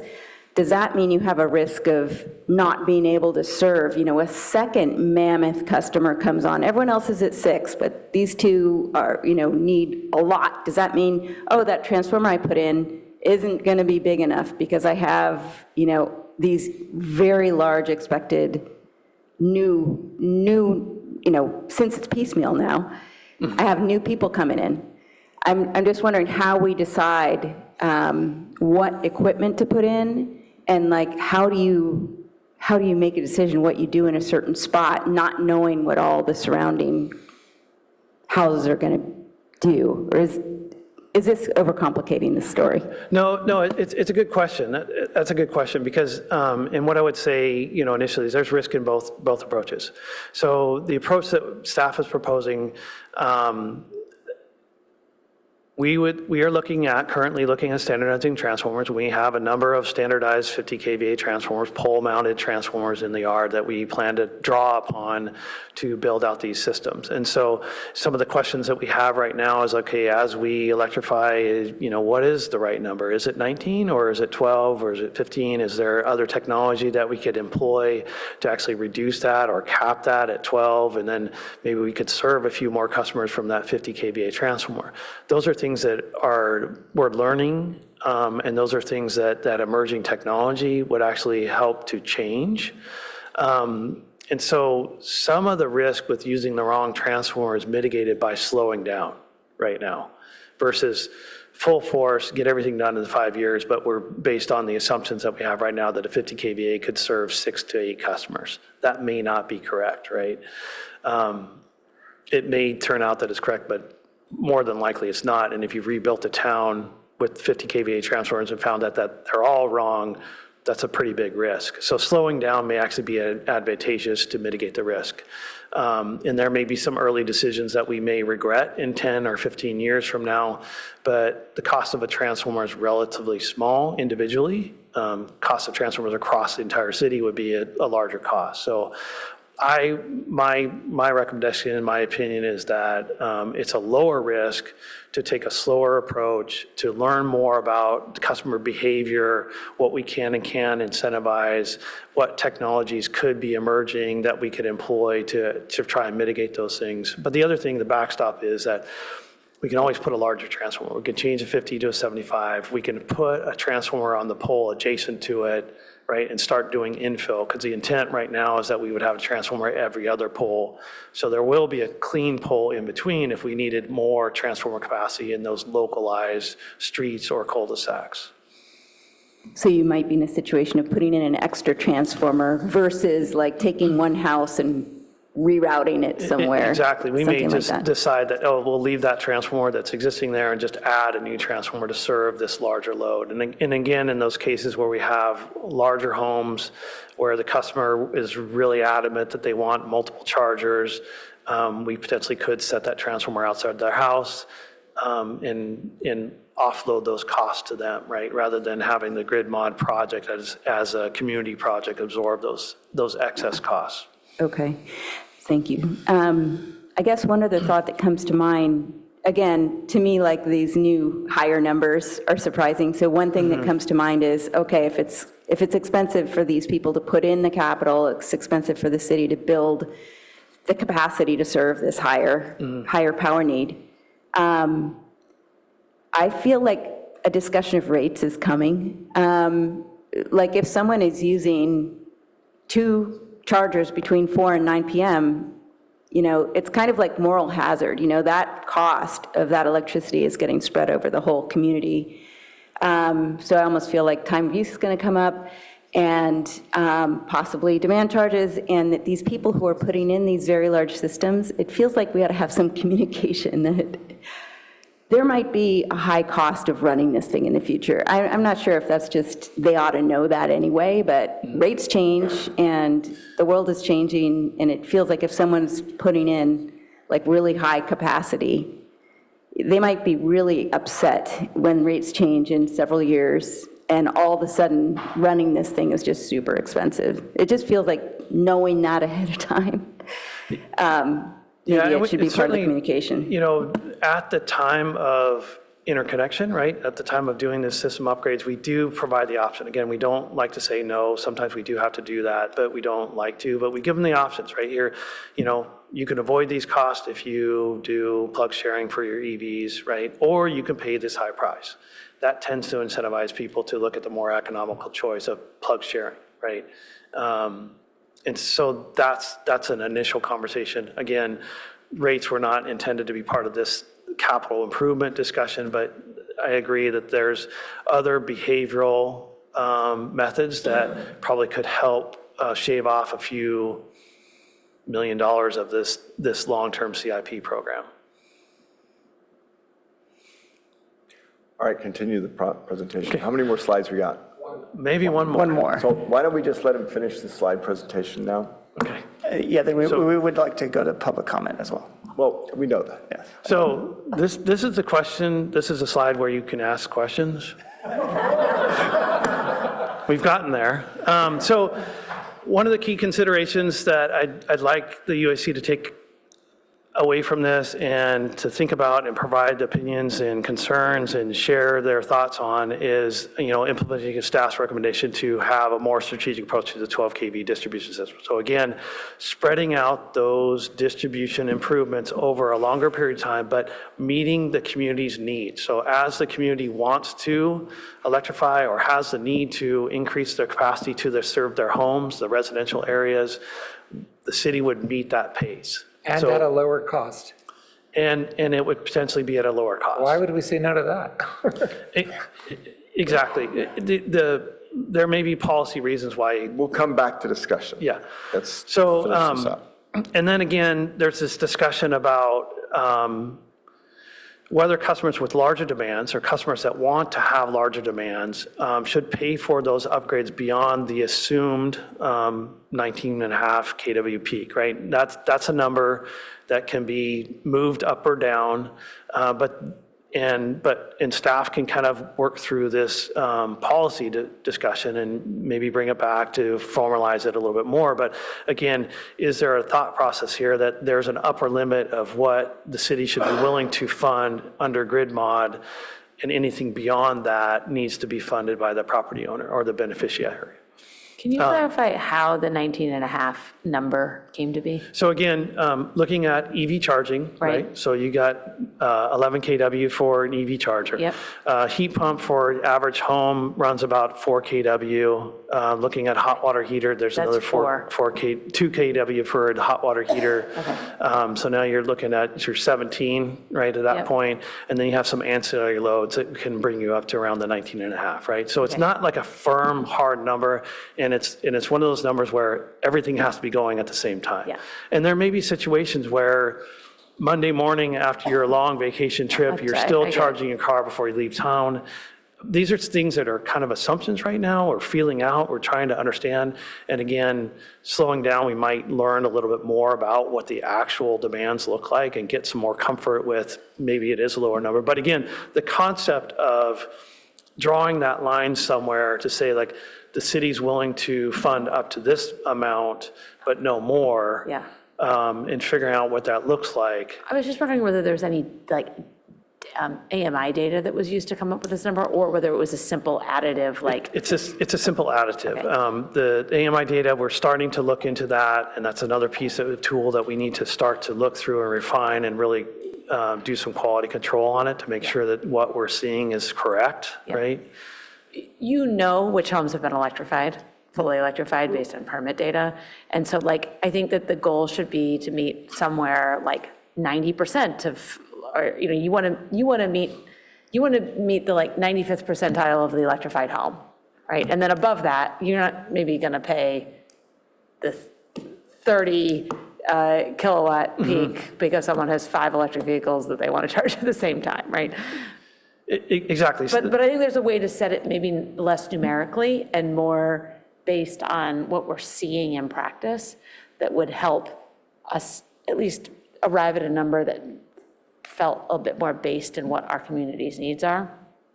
Certainly, we can tie it back to, my intent with this is really to just get the concept out there and see whether there's, you know, concern or appetite to further develop that or to walk through that process.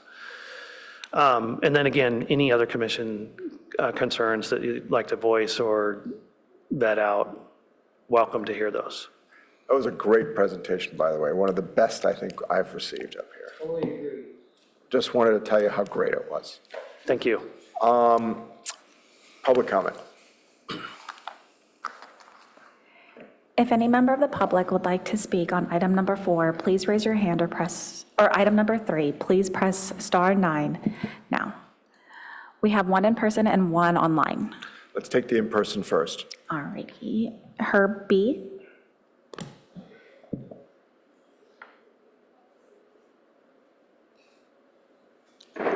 We have one electrical utility. It's not a separate electric utility for residential and another for non-residential. The overwhelming majority of the load is from the non-residential, and the overwhelming majority of where we would get new load would be from data centers.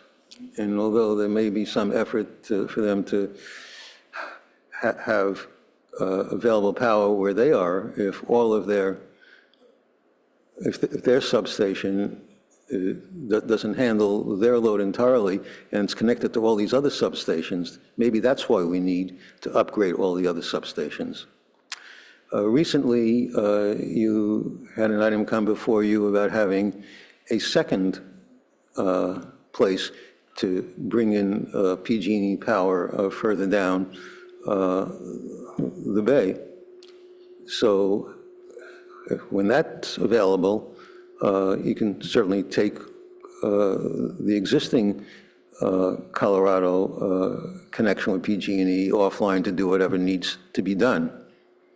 And I thought the main thing of putting the other one in that location rather than bringing in power from the west could be solved by doing away with the airport, because it'll have the same problems with earthquakes and liquefaction and rising sea levels and rising water table. I expect the greater load demand will be coming from things such as data centers, and if there's going to be some big non-residential project that would be served by East Meadow substation, maybe that's why we need to upgrade the East Meadow substation. The situation that I see here is also that any kinds of things that requires increased costs or increased debts, or if there's anything that needs a ballot measure, is there's going to be a ballot measure coming up I guess, related to Coverly, and when people get to vote, they're going to be paying attention to all these other costs that are going on, including the cost of the utilities that may be affected by this proposal. And that also takes into account that with the lack of tax benefits on EVs that were available for those of you who got them early on, and the fact that people are going to hybrid, gas electric, it seems to me that this may be chasing an old problem, and it's unclear that with this long timeline, that this is going to have the effect it's proposed to have. And like in the previous agenda item, staff will probably end up doing what they're going to want to do, regardless of what recommendation you make and what the council approves. Thank you. Thank you.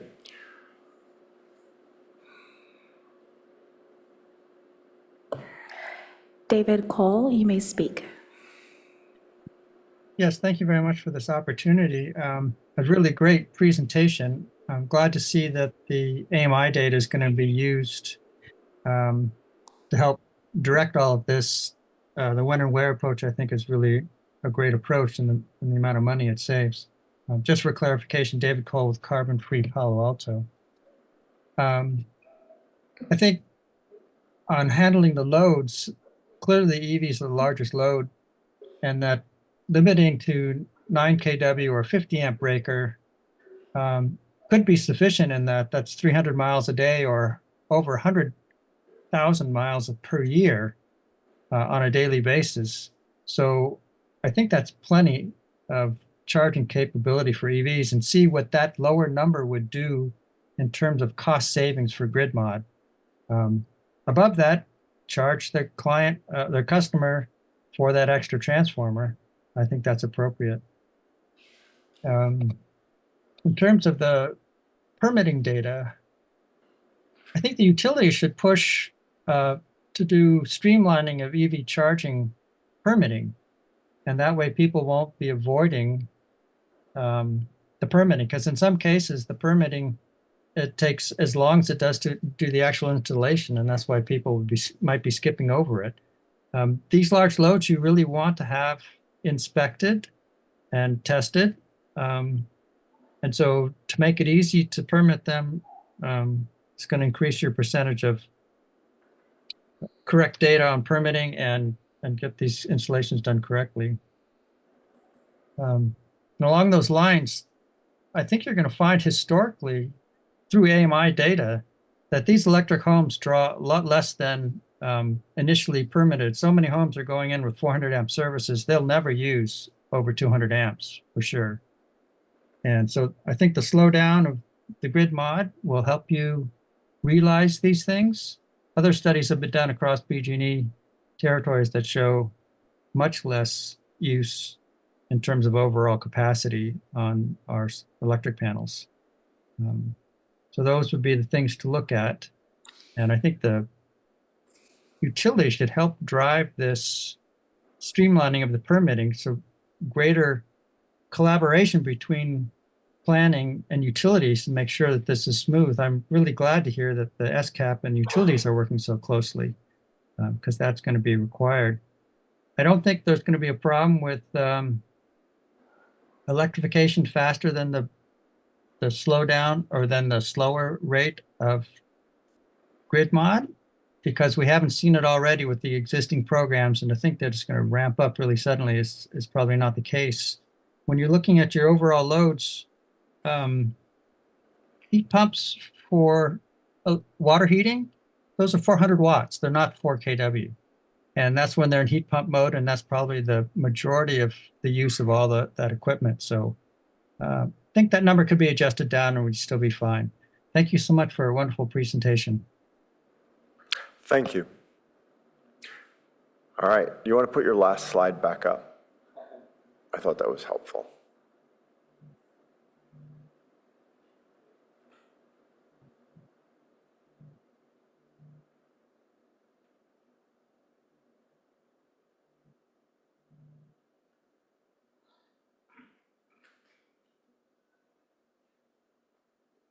It's not there?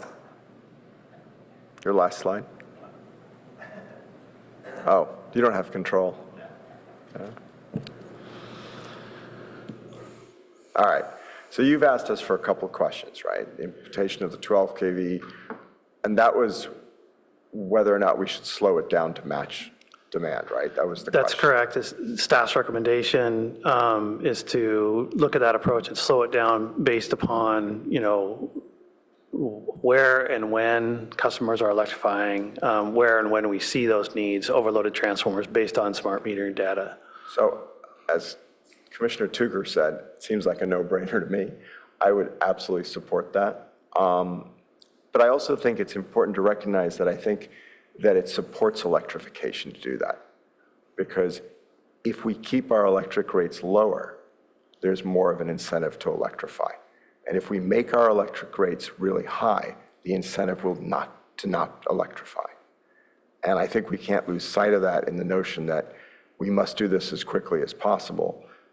And what I heard from David Cole too is that he agrees that the pace of electrification is going what the pace is, and we don't need to ramp it up quickly unless we see some sudden spike in demand.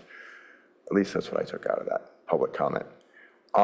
So I think that makes total sense, and that's what we should do. I mean, I would totally support that.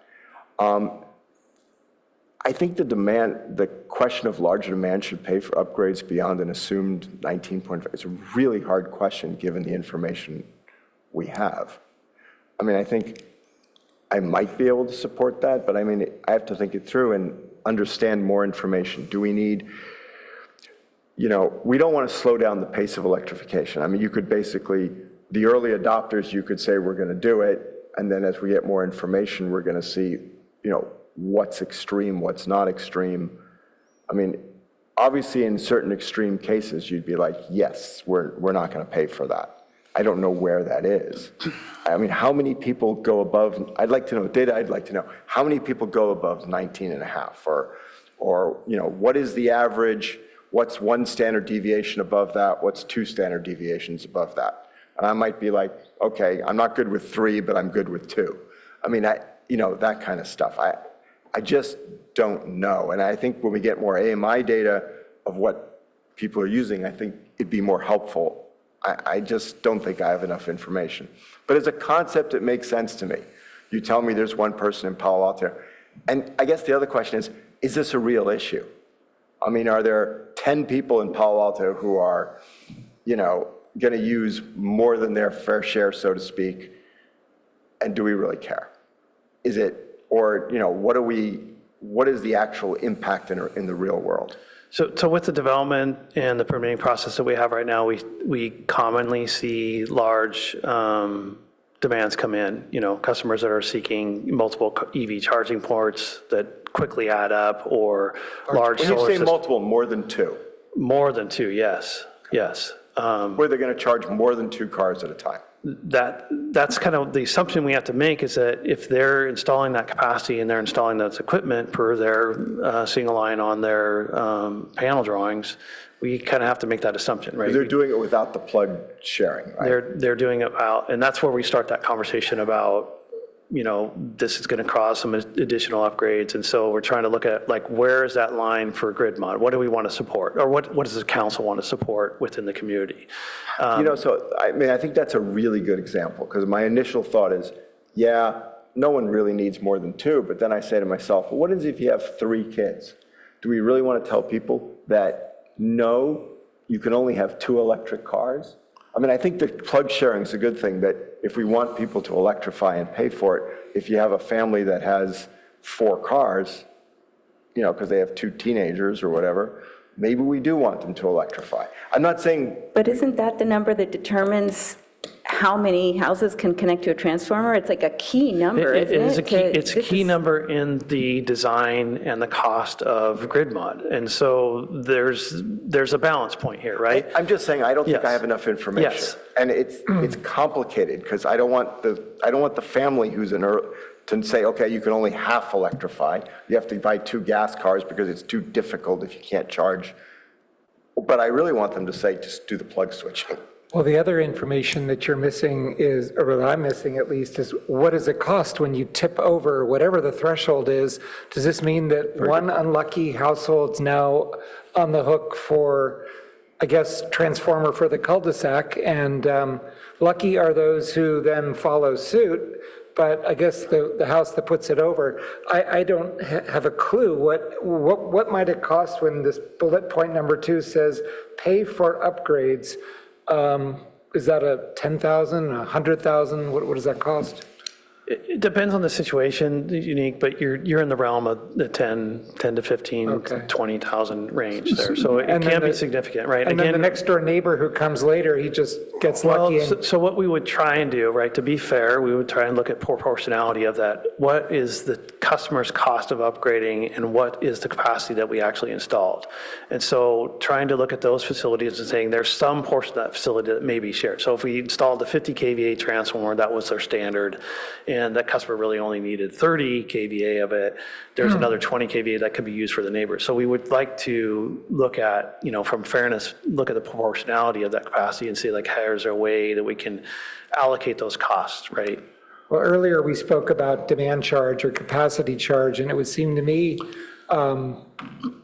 better to find a way to incorporate demand, capacity, peak load into each individual's monthly base cost. And so base costs will vary based on this methodology that we'd have. And as opposed to, for example, getting a one-off bill for $12,000 because you happen to be the house on the block that.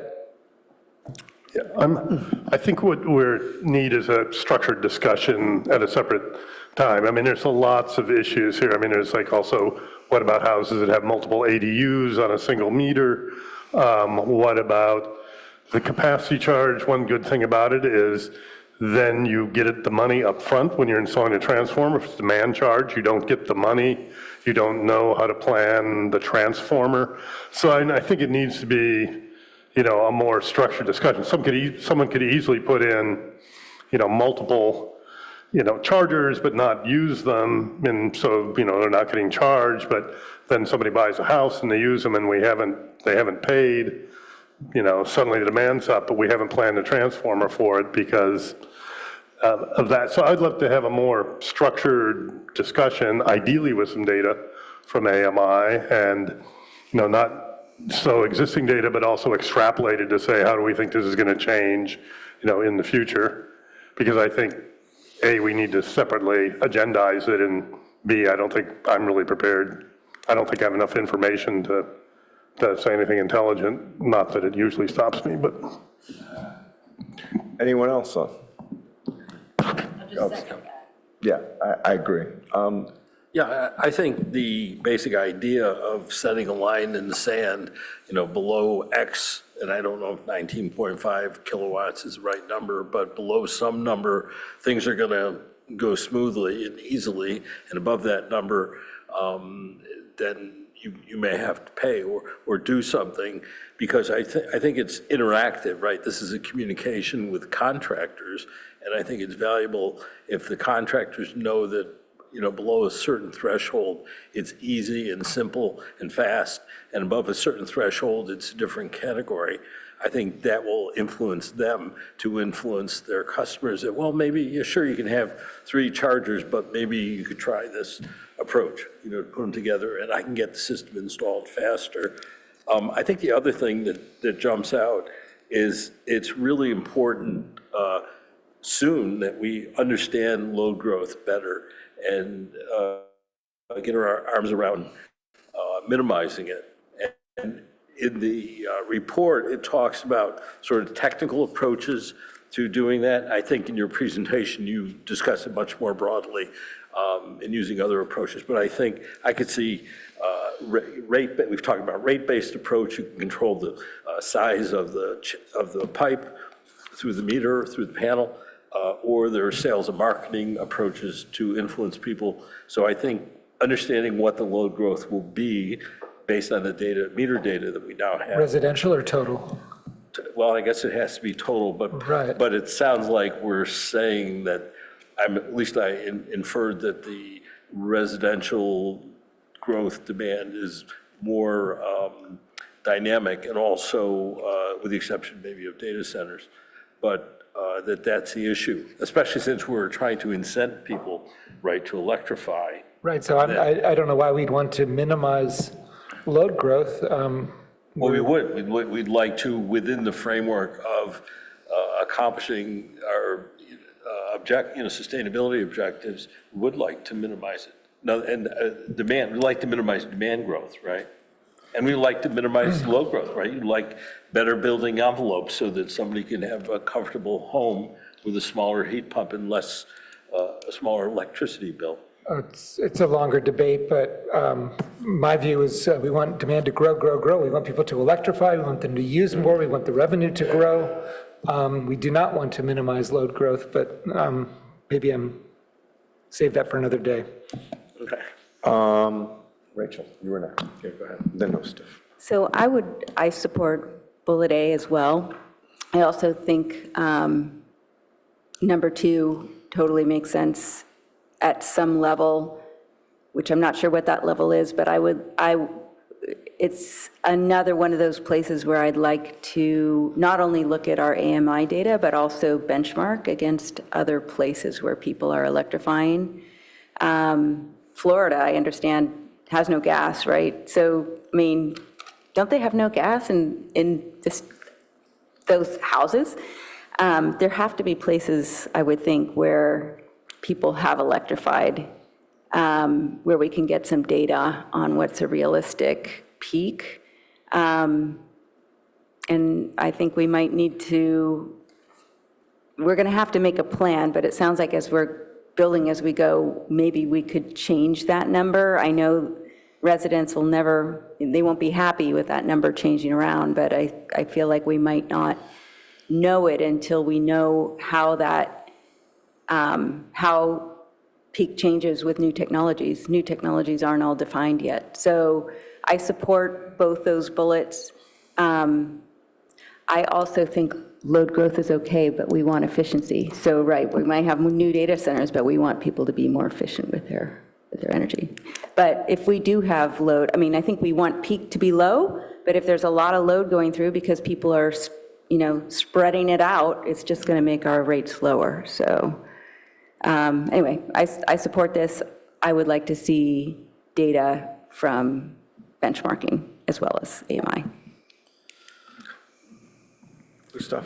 Thank you. I think the creativity around trying to figure out affordability is a really good thing. I think we're going to have an affordability crisis on utility rates in about 5 years. So I encourage all creative ideas on how we can reduce rates. And I think this is a great creativity. I agree, we just need more data, I think, to be able to kind of suss it out, the direction we want to go on some of these things. I agree with the other commissioners on that. I do want to make sure we are aligned with SCAP. Like I said before, they're going to have a meeting on a work plan that presumes 80 by 30 on Friday. In that work plan, part of what they're doing is planning to hire a consultant to figure out the financing for what they view as $1.4 billion of costs for Palo Alto to achieve that goal. I mean, if council is really executing on that, and we are going to see funds like that come in to promote electrification, and there are many plans in that work plan to try different programs to support electrification. I want to make sure that we're ready for that. And it sounds like we're going to be even on this planned slower path. And I think it's a really realistic view that we should have, that if we're not making those, making the progress we're expecting, that we're not investing for the same stranded assets reason that you brought forward. And then lastly, just given the conversation around EVs, do our planned investments enable vehicle to the grid to make use of those batteries in those EVs? So that's an emerging technology. It's not, I don't know that it's commercially viable right now or commercially available. So it's hard for us to incorporate that in a current design. So if somebody comes in with a building permit, like how do we account for vehicle to grid and how that would reduce capacity? So as those technologies, load management, vehicle to grid, all those things come in, we want to be able to incorporate those. And I think that's one of the advantages of slowing down right now, is you can allow those technologies to kind of filter into the market.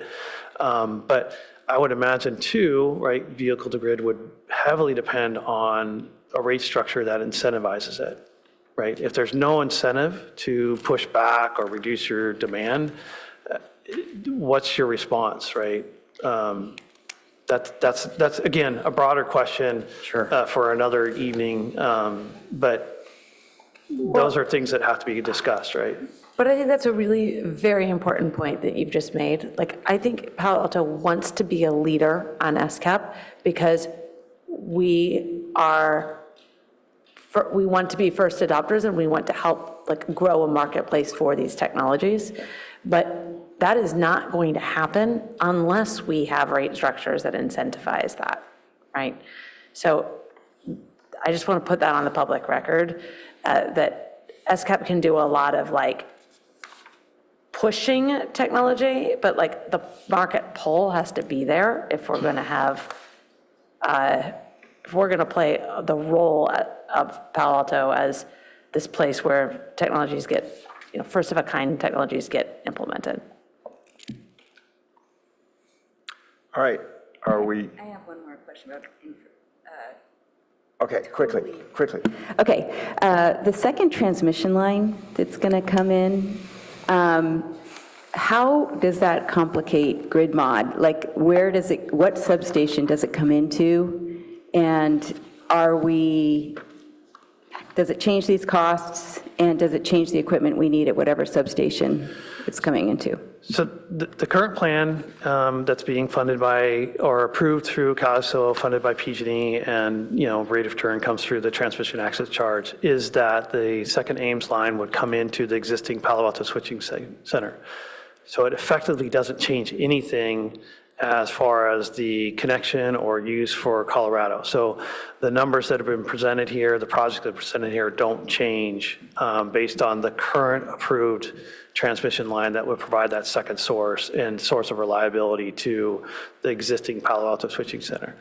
So it's not a second receiving station. If there was a second receiving station, there would be additional cost that would have to be analyzed and funded somehow and prioritized.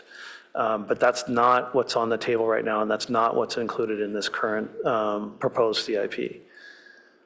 Got it. And is that how solid is it that we will not need a new receiving location? Is that part of what's been approved? It's part of the CAISO approval, so it is going into Colorado. All right, that ends that discussion. Thank you, Terry. Did a great job. I think then we move on to future topics. So if the commission would choose to, they can look at the 12-month rolling calendar. It does highlight that we're going to give updates to the pilots, not only FTTP and grid mod later on in maybe the July timeframe.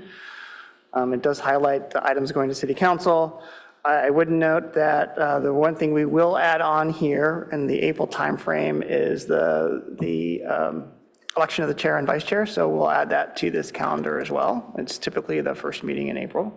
That's the first time you could do it. You could decide to push it later. That would be, but that would be the first date. So I just wanted to highlight that for your attention. And then we'll go through and we'll start filling out, frankly, past the July timeframe, some of the other items as we move forward, and what your work plan looks like as well for the future. So if there's any other questions, we can certainly talk about it. But I think we're pretty much set. I was looking for a discussion of the reserves policy somewhere in all of this, and I didn't see it.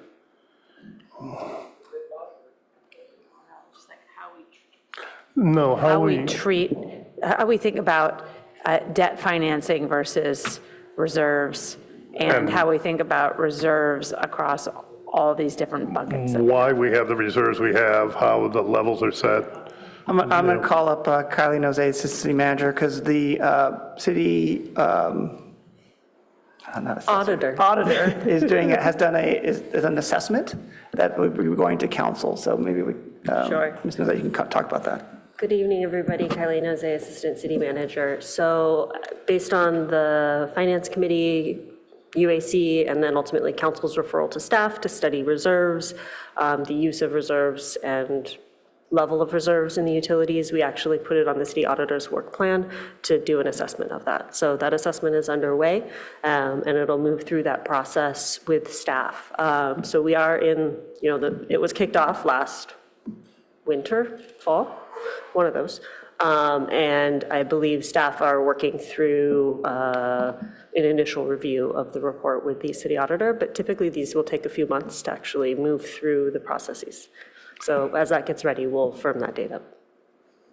So there will be a date once, or are you saying it's going to come to the UAC, or it's going to bypass the UAC? So typically, audits will go to the city Policy and Services Committee, so we will follow that general process, but because this has an impact on the utility, we'll make sure that we include the UAC in receiving of that report and any outcomes from it. The auditor doesn't make policy decisions, so the report will simply provide information, and then ultimately, there's the next step of, well, what do we do with it? So whenever we get an audit or an assessment, it's really helpful information to inform next steps, but ultimately it does go back to what you're talking about, which is staff bringing forward, here are the reserve policy changes, here are the practice changes, and that is where the UAC decision-making comes into play. But we can make sure you're aware of the assessment as well.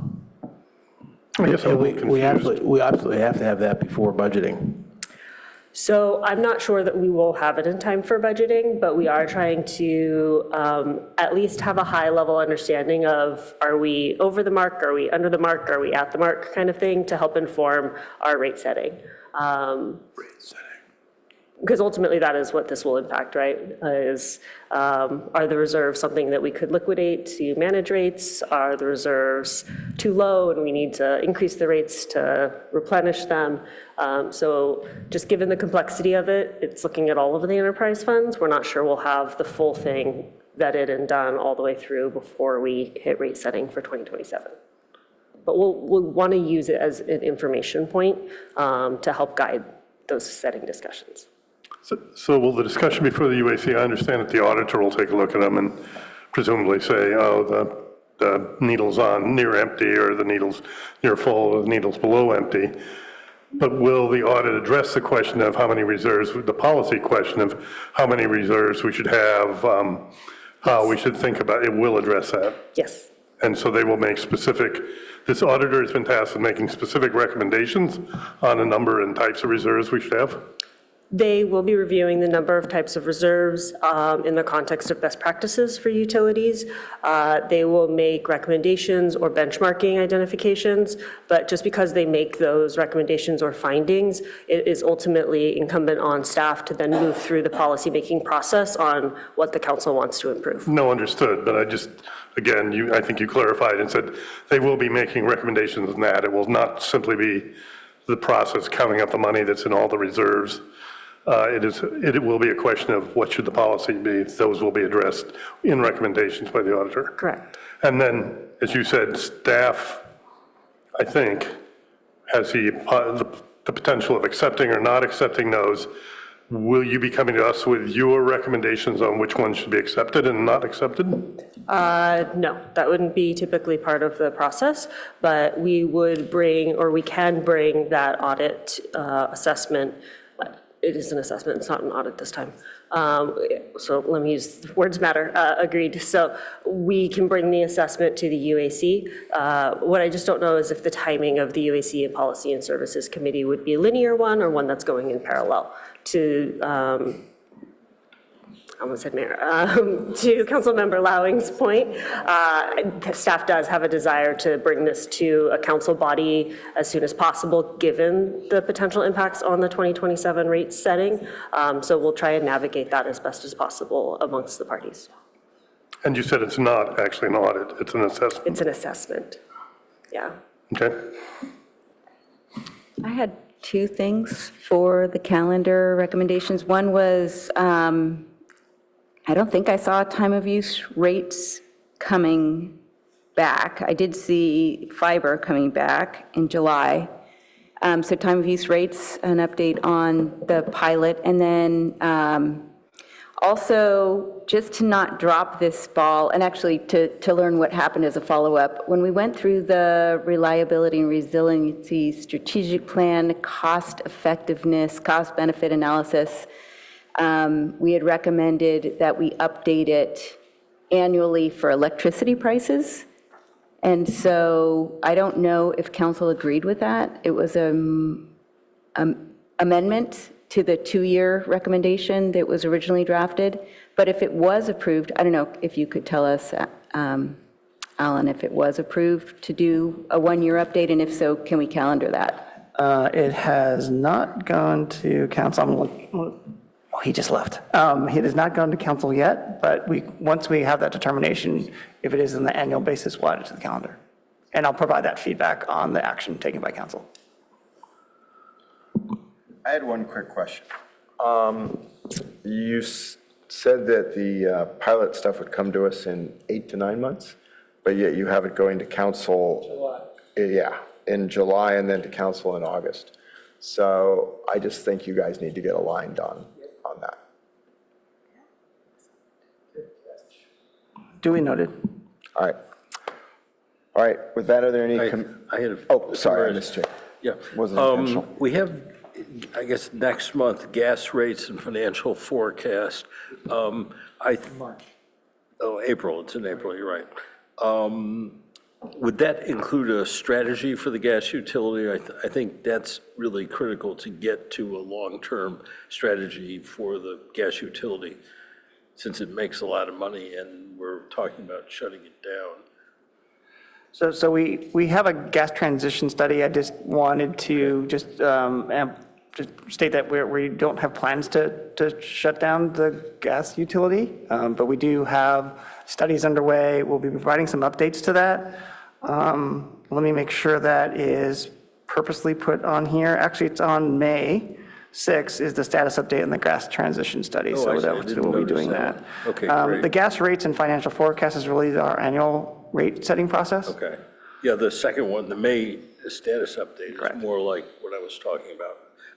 The other one was data centers. We have down here data center competitiveness. The big issue, of course, is the impact of data centers on rates, especially on residential rates. I've been seeing a flurry of academic papers on this last month or so.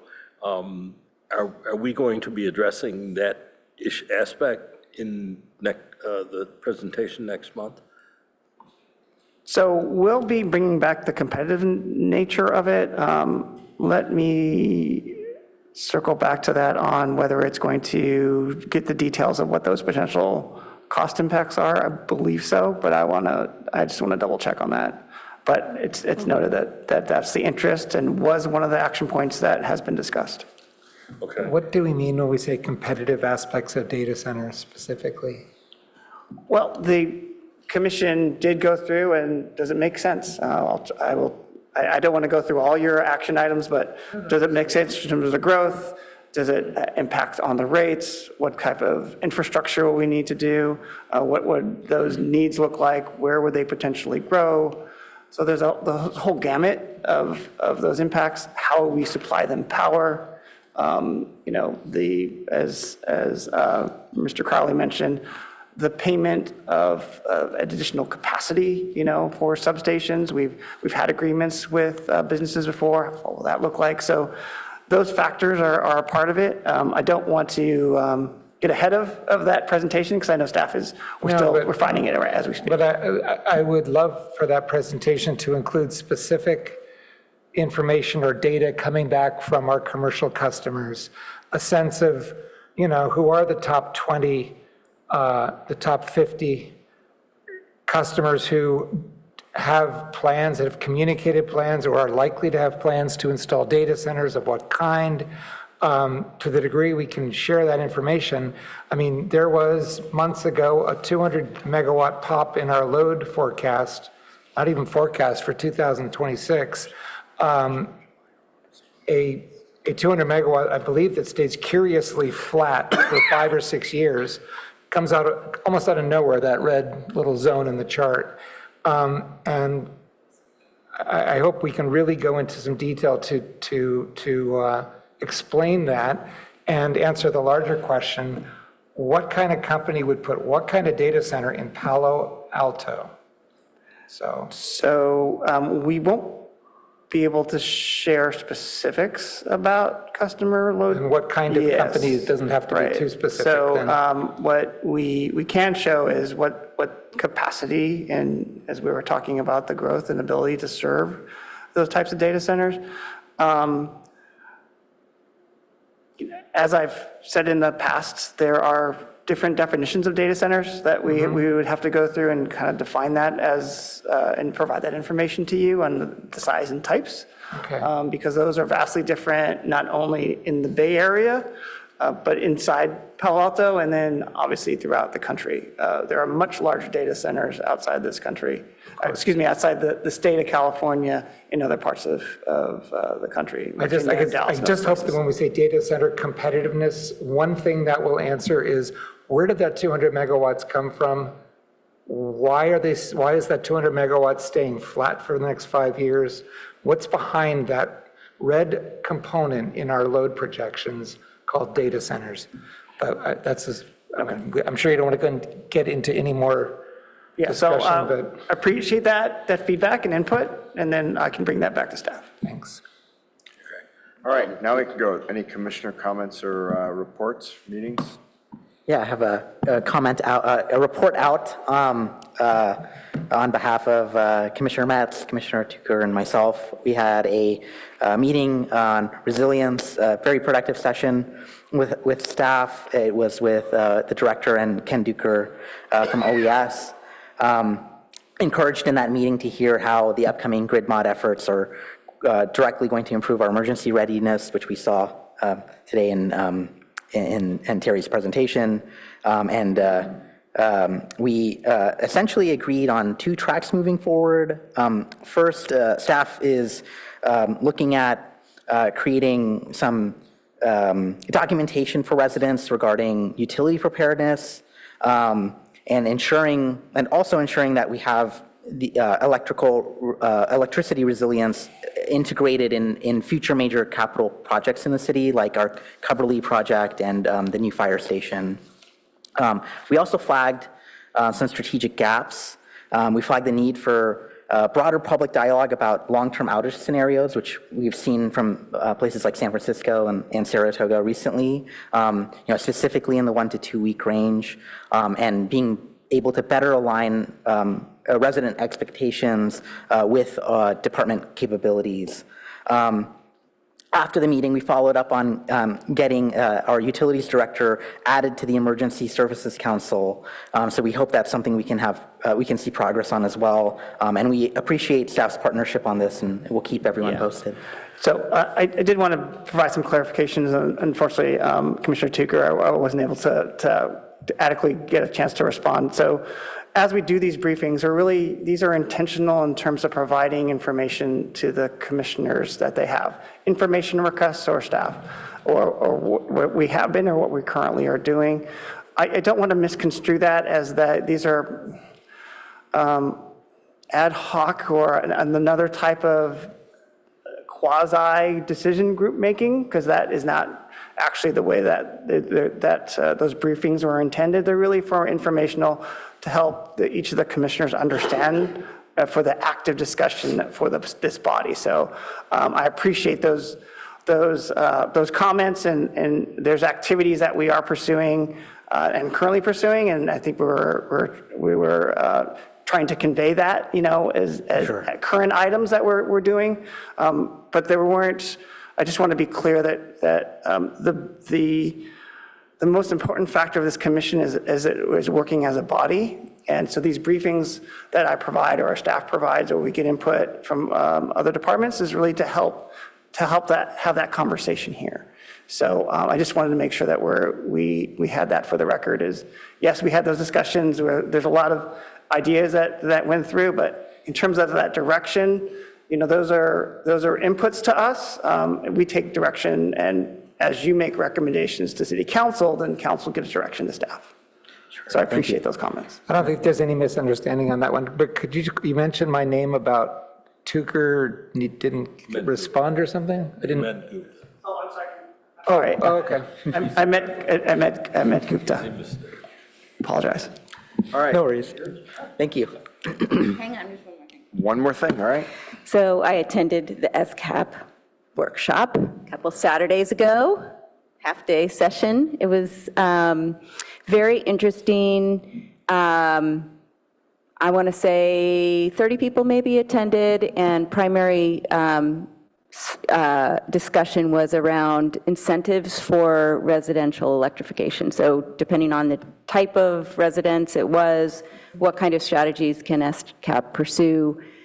very interesting and engaged, and thought it was well-run. Just wanted to tell you about it. Thank you. All right, we're adjourned. No, before we adjourn, we adjourn. yeah, I would like to make a comment. A couple questions.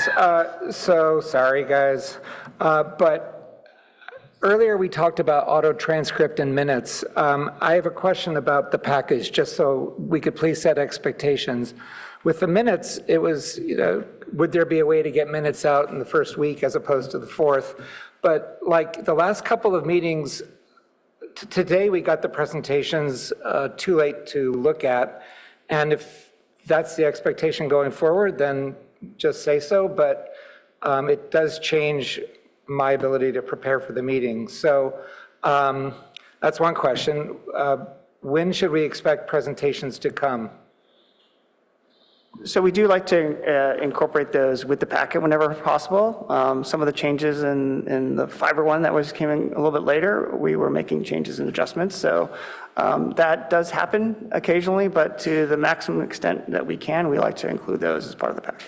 Again, I don't mean this to be a complaint. I just need to know what to expect going forward. It was both presentations, grid mod also.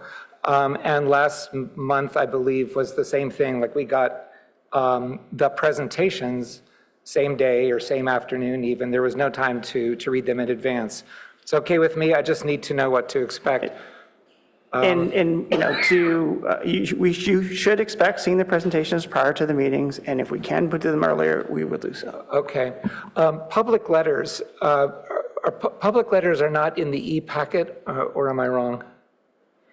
Correct. So the link that is provided to you is just the agenda. Public comment letters are now being provided in the HTML agenda only. And this is the practice that the clerks have Okay, stated. because the way the process works, in my observation at least, is first we get an email with several attachments. Then like a day later, we get a link to an e-packet.